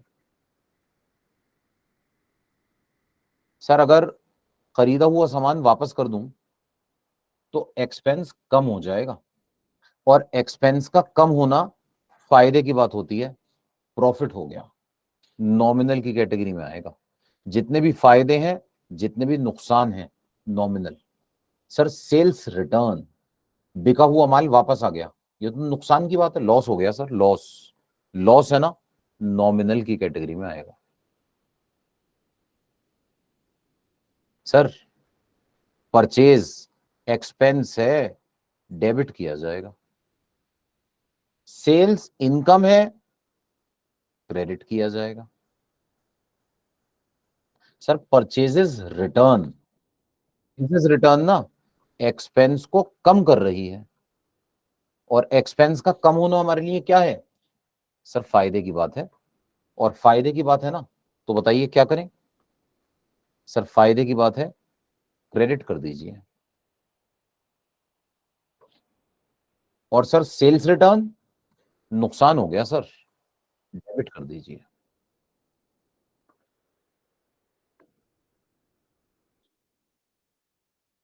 ठीक है सर, मैं ये जो जर्नल एंट्रीज कर रहा था ना, अब मैं इनको चेंज करने जा रहा हूं। मैं ये कह रहा हूं, आप अपने पास ना परचेज में गुड्स मत दिखाइए, आप यहां पे क्या दिखाइए, आप इसको कहिए परचेजेस, कवर कीजिए नॉमिनल की कैटेगरी में। हाँ लेकिन कमाल की बात, ये डेबिट ही होगा, तो मैं इसे एसेट में कवर करने के बजाय कहां कवर कर रहा हूं, परचेजेस, एक्सपेंस में कवर कर रहा हूं।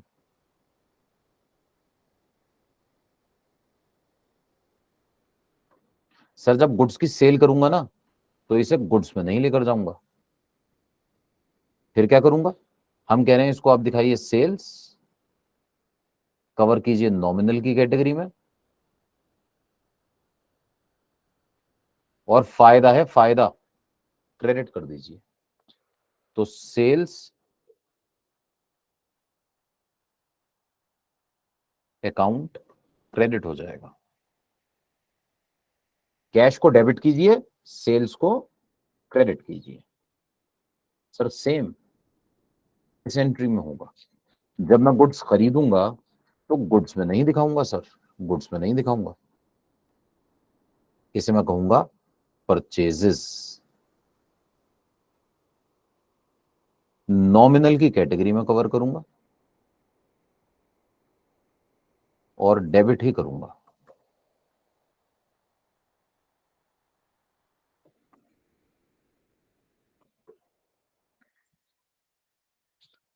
तो परचेजेस अकाउंट डेबिट, और इसी तरह से जब मैं परचेज रिटर्न करूंगा तो सर ये गुड्स में नहीं जाएगा, गुड्स में नहीं जाएगा, इसे मैं लेकर जाऊंगा परचेजेस रिटर्न्स में, कवर करूंगा नॉमिनल की कैटेगरी में, और क्रेडिट करूंगा, क्रेडिट, क्रेडिट। तो परचेजेस रिटर्न्स नॉमिनल की कैटेगरी में आएगा और क्रेडिट किया जाएगा, तो मैं यहां पर ना परचेजेस रिटर्न्स अकाउंट क्रेडिट कर दूंगा। सोहन डेबिट हो जाएगा और परचेजेस रिटर्न क्रेडिट हो जाएगा। इसी तरह से इन एग्जांपल्स बनाएं। तो ध्यान से देखिए प्लीज, गुड्स का अकाउंट यूज ही नहीं होगा। सामान बेचूंगा तो कहूंगा sales, nominal credit.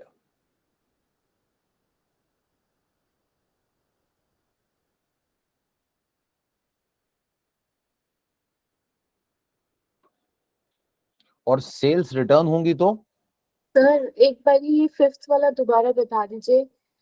Goods sold to Rajesh on credit, तो हमने उधारी पे उसको दिया है। जी मैम, तो राजेश को हमने उधार पर माल बेचा, तो Rajesh is the receiver, Rajesh को डेबिट कर दूंगा। और सेल्स की सेल्स, मैम सेल्स इनकम है हमारे लिए, सेल्स को क्रेडिट कर दिया जाएगा।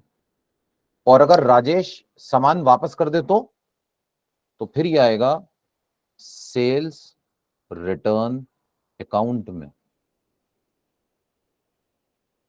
नॉमिनल की कैटेगरी में कवर किया जाएगा। और हम इसको डेबिट करेंगे, डेबिट, ये नुकसान है मेरा, सेल्स रिटर्न्स अकाउंट डेबिट। ठीक है, तो देखिए मैंने सेल्स को 4 कैटेगरीज में बांटा है, 4। सामान खरीदने को मैंने कहा परचेजेस, डेबिट करूंगा। बेचने को मैंने कहा सेल्स, क्रेडिट करूंगा। बिका हुआ सामान वापस आ गया, sales return, sales return loss है, लॉस, डेबिट करूंगा। और अगर खरीदा हुआ सामान वापस हो जाए, मैंने अपने पास कुछ सामान खरीदा था, वापस कर दिया, लौटा दिया, तो इसे कहेंगे purchases return. Purchases return expense को कम करता है, हमारे लिए फायदे की बात है, क्रेडिट किया जाएगा। ठीक है, तो इस तरह से मैं अपने पास गुड्स की जगह 4 स्टेप अकाउंट्स बनाऊंगा। परचेजेस डेबिट होगा, सेल्स क्रेडिट होगा, परचेज रिटर्न क्रेडिट होगा, सेल्स रिटर्न डेबिट होगा। जी, अब कोई डाउट हो सर तो पूछ लीजिए प्लीज। सर जो गुड्स, जहाँ जहाँ आपने गुड्स लिखवाई थी, मतलब क्रेडिट सर और जी। डेबिट वाली तो सेम चीज रह रही है, उसमें कोई चेंजेस नहीं हो बिल्कुल रहे हैं सर, यही तो मैं कहना चाह रहा था कि देखिए हमारे पास हमने ये जितना भी डिफरेंस करा, इससे डेबिट और क्रेडिट में डिफरेंस नहीं आया सर। डेबिट और क्रेडिट, तो जो डेबिट था वो डेबिट ही रहा, जो क्रेडिट था वो क्रेडिट ही रहा। बस गुड्स की जगह पर परचेजेस, सेल्स, परचेजेस रिटर्न और सेल्स रिटर्न का अकाउंट लिख दिया हमने। जहां गुड्स डेबिट हो रहे थे, परचेज डेबिट हो गया, जहां गुड्स क्रेडिट हो रहे थे, सेल्स क्रेडिट हो गया, सब कुछ सेम है सर।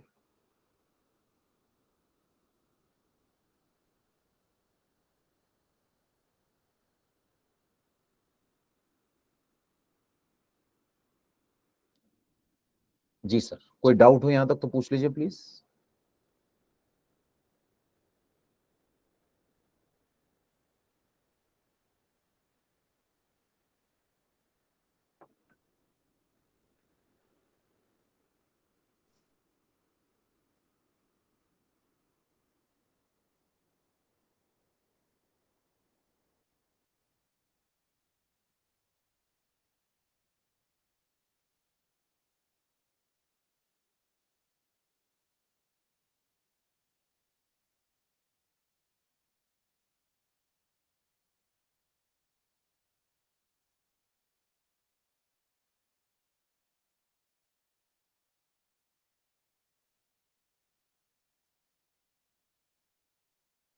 हाँ जी,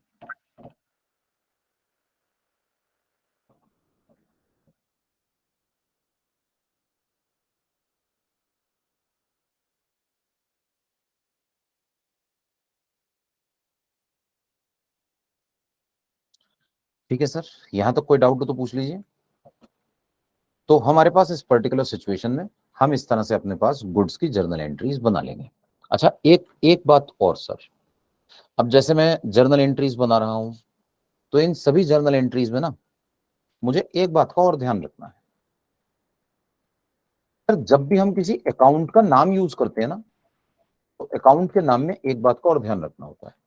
जैसे हम लिखते हैं मशीनरी, तो हम मशीनरी नहीं लिखेंगे सर, हम लिखेंगे machinery account.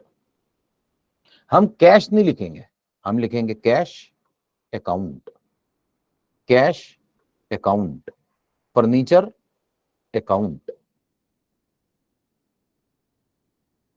Sir building account, cash account, cash account, computer account, cash account, cash account. लेकिन जब भी किसी पर्सन का नाम आएगा सर, पर्सन के नाम के साथ अकाउंट नहीं लगता। तो Rohan is simply Rohan, Rohan account नहीं लिख सकते। रोहन को हम बस रोहन ही लिखेंगे। रोहन ठीक है, बिल्कुल कोई प्रॉब्लम नहीं है। या फिर आप लिखना चाहते हैं तो आप लिखिए रोहन्स अकाउंट, ये भी ठीक है। हाँ, अगर मैं लिखता हूं Rohan account, this is wrong. या तो लिखिए रोहन या लिखिए रोहन्स अकाउंट, ठीक है। इसी तरह आप मदन लिखना चाहते हैं, मदन लिखिए। आप लिखना चाहते हैं मदन्स अकाउंट, तो भी ठीक है। मदन अकाउंट नहीं लिखेंगे, ठीक है। विशाल, विशाल लिखिए या लिखिए विशाल्स अकाउंट, एक ही बात है, ठीक है। आप विशाल अकाउंट नहीं लिख सकते। तो जहां भी कोई भी अकाउंट आया उसके नाम के साथ हम जरूर यूज करेंगे एंड में अकाउंट।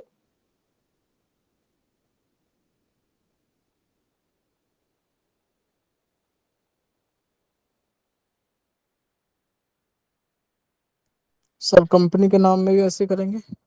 जी sir, account, wages account, cash account, हर जगह पर अकाउंट वर्ड यूज कर दिया जाएगा।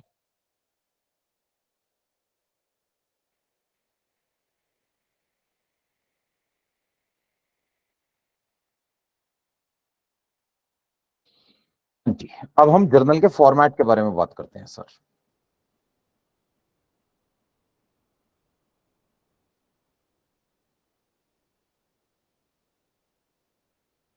Sir as per the instruction from ITEF, next class से जो हमारी क्लास का लिंक है वो एक नया ग्रुप बनाया हुआ है सर रजिस्टर्ड कैंडिडेट्स का, उसी में शेयर किया जाएगा। और रोज जो लिंक है ना वो नेक्स्ट मतलब चेंज होगा। इन वाले लिंक से जो अभी तक चल रही थी क्लास वो नहीं चलेगा। तो जो लोग भी रजिस्टर्ड नहीं है वो प्लीज मिस्टर दिलीप से कांटेक्ट कर लें। दिलीप जी बता देंगे आपको रजिस्ट्रेशन के बारे में।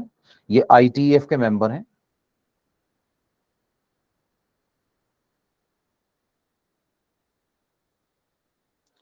नाइन 9795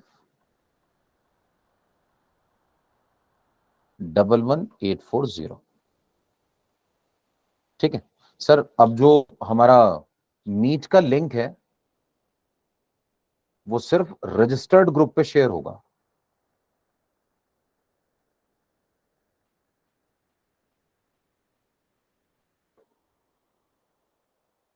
सर हमारी जो ऐप है ना इस पर भी एक न्यू ग्रुप बना दिया गया है, बैच। और इसमें जितनी भी हमारी पास्ट क्लासेस हैं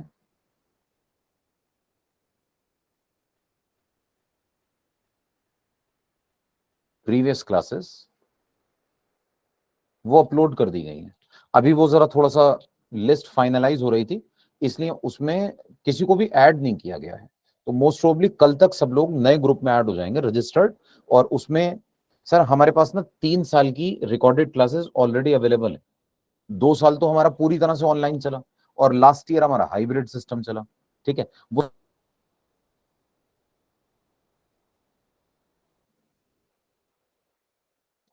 हाँ जी। तो ये जो 3 साल की क्लासेस हैं वो उसमें अपलोड कर देंगे ताकि अगर आप में से कोई आगे का कुछ देखना चाहे, खास तौर पर जो ITO एग्जाम के लिए प्रिपेयर कर रहे हैं, अगर वो चाहते हैं कि हम पैरेलली साथ साथ आगे का भी देखते रहें तो वो क्लासेस आपके पास अवेलेबल रहेंगी। आप ऐप के थ्रू देख पाएंगे। ठीक है। आज बस ITF ने इंस्ट्रक्शन दिए, लास्ट क्लास थी हमारी कॉमन लिंक से। अब जो हमारी क्लासेस होंगी वो अलग लिंक से होंगी।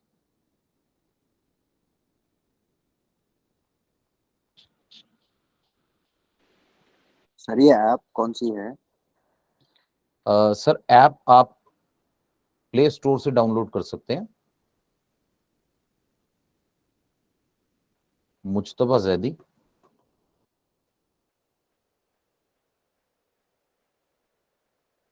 ITEF के नाम से।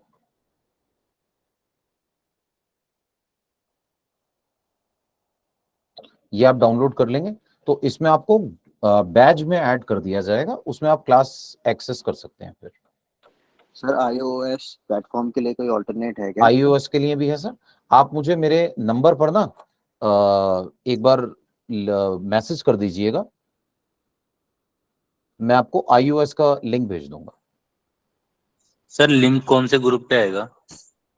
सर वो जो रजिस्टर्ड वाला ग्रुप है ना, उस पे आएगा। रजिस्टर्ड कैंडिडेट्स का एक ग्रुप बना है व्हाट्सएप पे, उसमें शेयर करेंगे कल से। Okay sir. इसमें क्लास होंगी? सर आवाज नहीं आई लहित सर, एक बार प्लीज दोबारा बताएंगे। Class previous sir previous recordings भी उस पे अवेलेबल होंगी ऐप पर। सर ITI का पूरा कोर्स कवर किया जाएगा? सर ITI को तो कंफर्टेबली हो जाएगा। ITO के लिए हम थोड़ा सा अब एक्स्ट्रा क्लासेस शुरू करेंगे सैटरडे संडे। इसी सैटरडे संडे से हम एक्स्ट्रा क्लास स्टार्ट करेंगे। सर ITI में देखिए अकाउंट्स का सिलेबस ना बहुत लिमिटेड है, मेनली हमारा बुक कीपिंग है, तो वो तो हमारा बहुत जल्दी कंप्लीट हो जाएगा। ठीक है, मेन हमें जो अपने पास टाइम लगाना है ना, वो ITO के अकाउंट्स पे लगाना है। ठीक है। अच्छा, एक्ट में सर अभी हमने ना सैलरी स्टार्ट किया था, जरा बैच सेटल हो रहा था तो इसलिए हमने हेड स्टार्ट कर दिया था। इसके बाद ना हमारे पेपर में जो ज्यादा वेटेज होती है सर, वो असेसमेंट प्रोसीजर की बहुत वेटेज होती है। तो अब हम सैलरी कंप्लीट करके ना सर, पहले return of income, assessment procedure, penalties वाले जो प्रोविजंस हैं वो डिस्कस करना शुरू करेंगे। उसके बाद फिर हम अपने पास हेड्स पर आएंगे, क्योंकि MCQ वाले जो पेपर हैं उसमें इनकी काफी ज्यादा वेटेज होती है।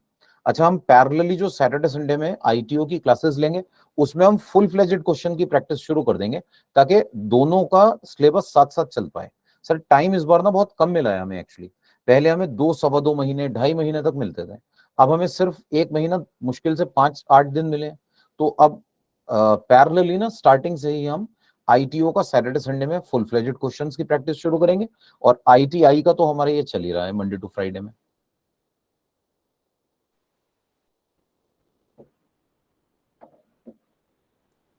सैटरडे संडे में सर टाइमिंग क्या रहेगी?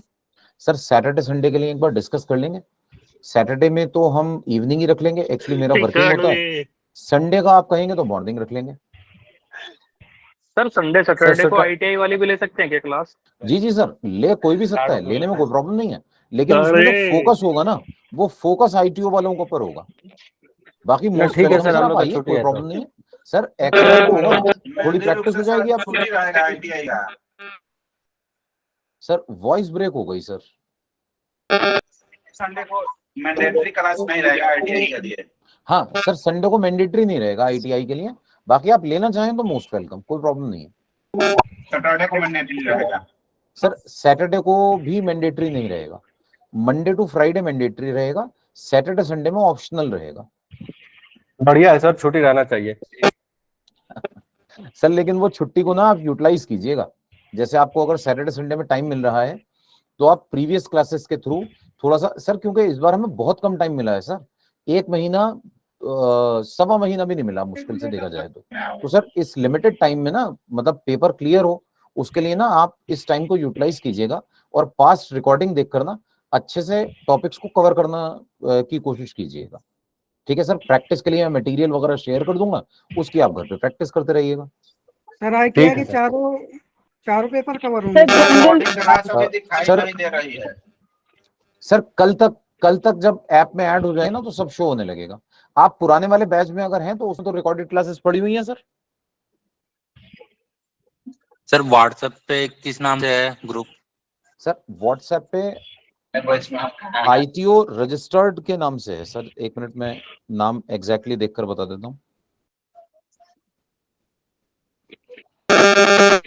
सर जनरल एंट्रीज की प्रैक्टिस के लिए है कोई PDF? मैम मैं आपको एक PDF दूंगा इसका, जर्नल के क्वेश्चंस का, उसकी प्रैक्टिस होगी। लेकिन मैम अभी एक्चुअली मैं पहले थोड़ा सा और करा दूं, उसके बाद प्रैक्टिस शुरू करेंगे। ओके जी मैम।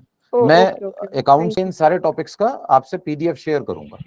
ITI ITO क्लासेस 2023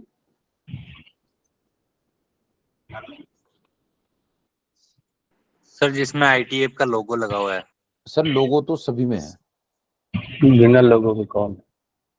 सब में ही लोगो है, इवन हमारे ऐप पे भी लोगो है विद सर रजिस्ट्रेशन। ITI के चारों पेपर डिस्कस किए जाएंगे। सर अकाउंट्स कवर करेंगे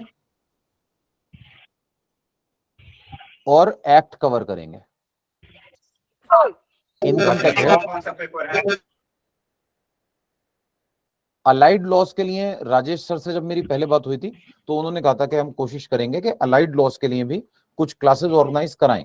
अलाइड लॉ सर एक्चुअली मेरा सब्जेक्ट नहीं है, तो मैं अलाइड लॉ नहीं पढ़ा था, बाकी अकाउंट्स और इनकम टैक्स एक्ट में कवर करूंगा पूरा। Sir, is आपके ITI I think sir 3 as paper cover per हो latest amendment, sir?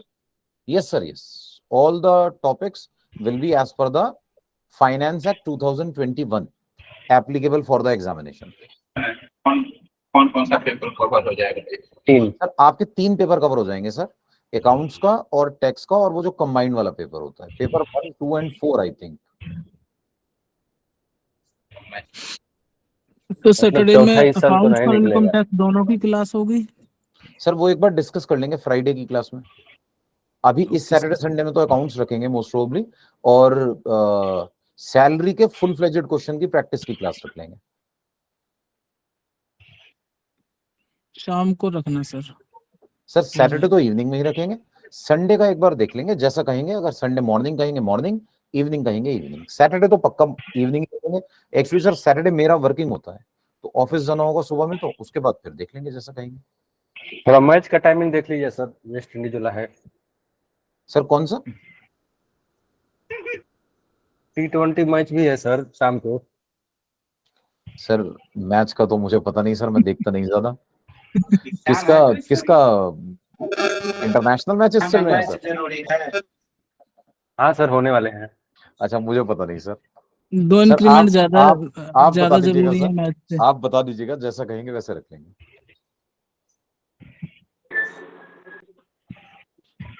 जी आइए सर वापस आते हैं सर टॉपिक के ऊपर। सर जरा 1 मिनट में लैपटॉप चार्जिंग पर लगा, 1 मिनट सर जरा लैपटॉप चार्जिंग पर लगा।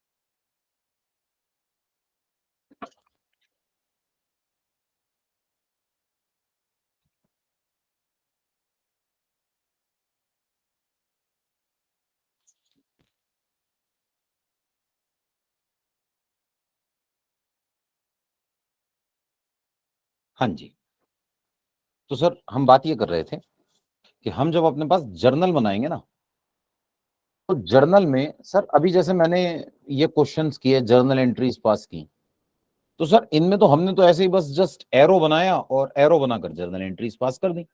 सर पेपर में ऐसे तीर कमान थोड़ी बनाए जाएंगे, तो there is a proper format. Journal जब भी हम बनाते हैं तो जर्नल का एक फॉर्मेट होता है।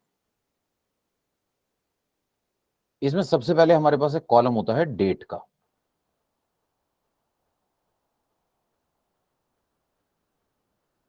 सर दूसरा कॉलम होता है पर्टिकुलर्स का,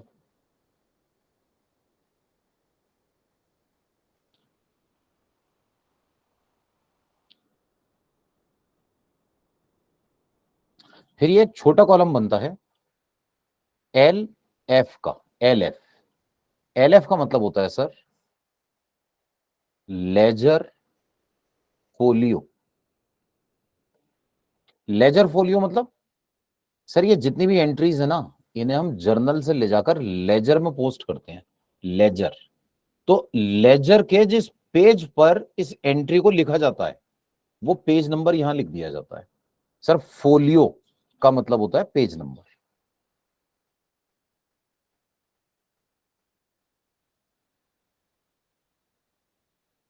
फोलियो मींस पेज नंबर। फिर ये है डेबिट साइड और ये है credit side. Credit amount, debit amount. ठीक है। अब सर जैसे हमने अपने पास ये एंट्रीज डिस्कस की थी, एक बार जरा ये एग्जांपल देखिए। हमने एंट्री डिस्कस की अपने पास, मशीनरी परचेज फॉर कैश। तो सर जब मशीनरी परचेज फॉर कैश की, तो ये जितना भी ऊपर वाला ये स्टेप था ना सर, ये ना मुझे ओरली करना होता है। जैसे मान लीजिए मुझे बताया जाए मैंने मशीनरी, मुझे दिमाग में सोचना है कि अच्छा मशीनरी परचेज की, तो इसका मतलब ये है दो अकाउंट्स इन्वॉल्व हैं, एक है मशीनरी, दूसरा है कैश। मशीनरी रियल में आती है, कैश भी रियल में आता है। मशीनरी आ रही है, डेबिट किया जाएगा, कैश जा रहा है, क्रेडिट किया जाएगा। ठीक है। अब इशू ये है कि जब हम इसको जर्नल में रिकॉर्ड करेंगे ना, तो जर्नल में ये सब नहीं आएगा सर। जर्नल में ये सब नहीं आएगा। जर्नल में सिर्फ ये कंटेंट रिकॉर्ड किया जाएगा। ये तो मुझे सोचना है। अब जर्नल में इसे कैसे लिखूंगा सर? मैं अपने पास ना यहां एंट्री में दिखाऊंगा कि मशीनरी आई, उसे लिखूंगा machinery account debit. Sir machinery लिखकर उसके आगे डैश डैश डालकर मैं लिख दूंगा डेबिट। इससे मुझे यह पता चल रहा है मशीनरी डेबिट हो रही है। ठीक है। क्रेडिट किसको करना है सर? क्रेडिट करना है कैश को। तो कैश को क्रेडिट करने के लिए क्या करें? यहां पे लिखिए टू कैश अकाउंट। सर यहां ना थोड़ा सा स्पेस छोड़िए, थोड़ा सा स्पेस छोड़िए और थोड़ा सा स्पेस छोड़ के लिखिए टू कैश अकाउंट। तो एंट्री पास की जाएगी machinery account debit to cash account. Machinery को डेबिट कर देंगे और कैश को क्रेडिट कर देंगे। मशीनरी डेबिट हो गई, कैश क्रेडिट हो गया। सर क्रेडिट की पहचान ये है कि मैंने पहले थोड़ा सा स्पेस छोड़ा, फिर लिखा टू और फिर मैंने लिखा कैश। ये जो स्पेस छोड़कर टू लिखा है ना, इससे पता चल रहा है कि ये अकाउंट क्रेडिट हो रहा है। स्क्रीन नहीं आ रही।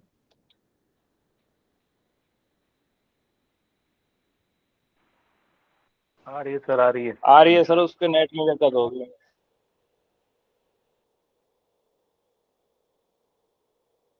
आ रही सर, आ रही। जी हाँ जी। तो मैं ये बता रहा था, मान लीजिए हमने 5 लाख रुपए की मशीन खरीदी, तो सर मशीनरी के सामने लिखेंगे 5 लाख रुपए डेबिट में,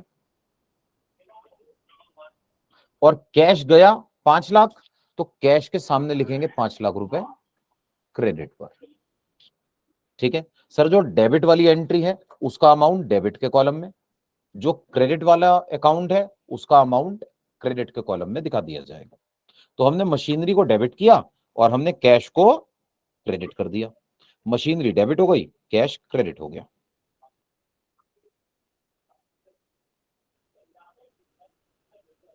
हाँ जी। अच्छा, अब एक बड़ी इंपॉर्टेंट बात सर, और वो ये सर कि देखिए जब भी हम कोई जर्नल एंट्री पास करते हैं ना। जी सर।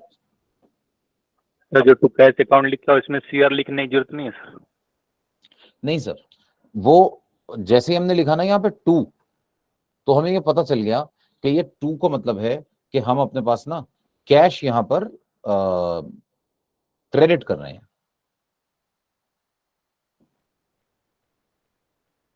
कैश क्रेडिट हो रहा है। ये जो टू है इससे ये पता चल रहा है कि कैश क्रेडिट हो रहा है। अच्छा सर, मैं ये कह रहा था जैसे ना अब वो मूवीज वगैरह आती हैं आजकल, तो नेटफ्लिक्स और amazon वगैरह पर हम देखते हैं, तो अगर कोई जैसे फॉरेन से कोई मूवी वगैरह है वो आ रही है, तो कई बार आपने देखा होगा उसके ना नीचे वो जो डायलॉग्स बोल रहे होते हैं वो लिखे हुए आते रहते हैं सब टाइटल्स की फॉर्म में। सब टाइटल्स सर ऐसा ही कुछ सब टाइटल ना मैं भी लिखता हूं। सर देखिए, accounting is called as the language of business. Accounting is the language of business. Accounts एक लैंग्वेज है सर, और ये लैंग्वेज पता है किसकी है? बिजनेस की।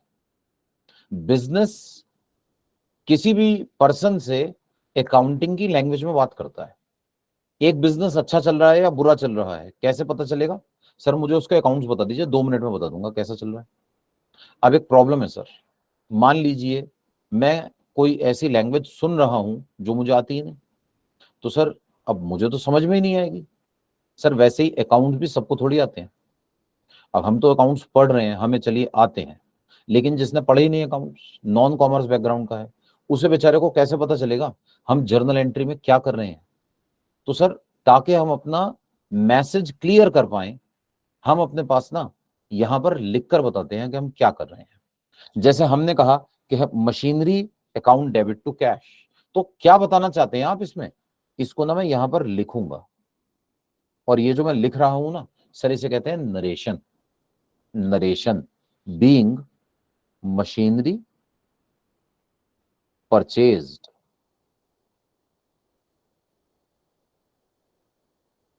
For cash.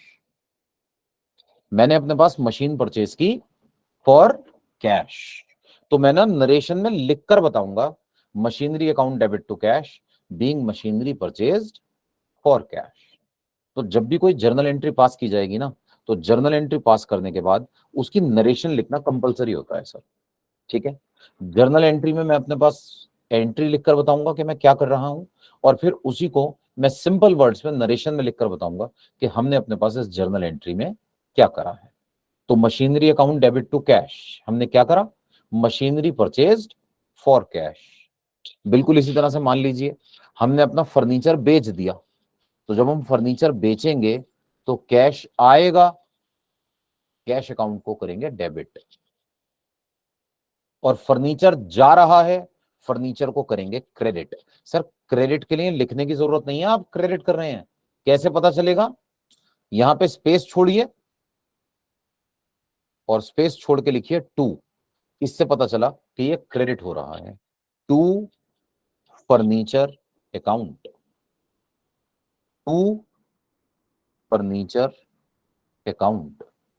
कैश डेबिट हो गया और फर्नीचर क्रेडिट हो गया। मान लीजिए हमने 40,000 का फर्नीचर बेचा, नरेशन में लिख देंगे sir being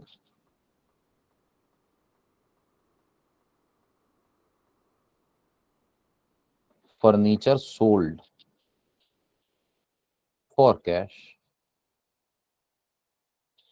being furniture sold for cash. तो कैश को डेबिट कर दूंगा, फर्नीचर को क्रेडिट कर दूंगा। कैश आ रहा है डेबिट होगा, फर्नीचर जा रहा है क्रेडिट होगा।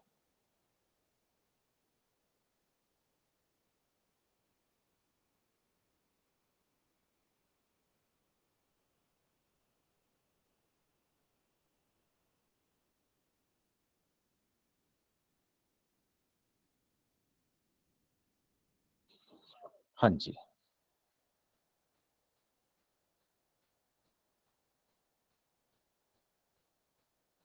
सर यहां तक कोई डाउट हो तो पूछ लीजिए।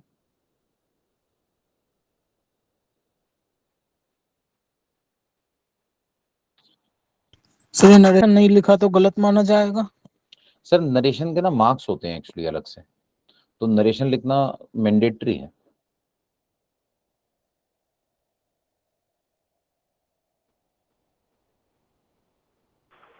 सर ये ऑब्जेक्टिव टाइप होते हैं, तो इसमें क्या लिखना पड़ता है? सर ऑब्जेक्टिव टाइप में तो हमें जर्नल एंट्री पास ही नहीं करनी पड़ेगी, उसमें तो हमसे बस जर्नल एंट्री में टिक मार्क कराएंगे कि आप बताइए इसमें कौन सी एंट्री ठीक है। ये तो सब्जेक्टिव में है इशू। अगर सब्जेक्टिव जैसे आईटीओ पेपर 4, तो उसमें जब भी हम नरेशन जर्नल एंट्री लिखेंगे तो नरेशन जरूर लिखेंगे sir.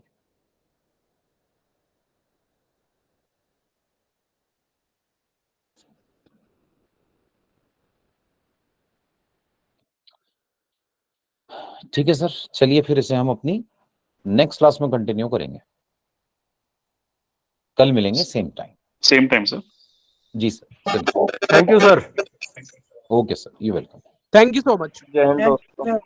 Okay, you welcome sir. Thank you, sir. Good night. Good night. Thank you. Sir, if we message Dilip, then he will add our members to group, sir.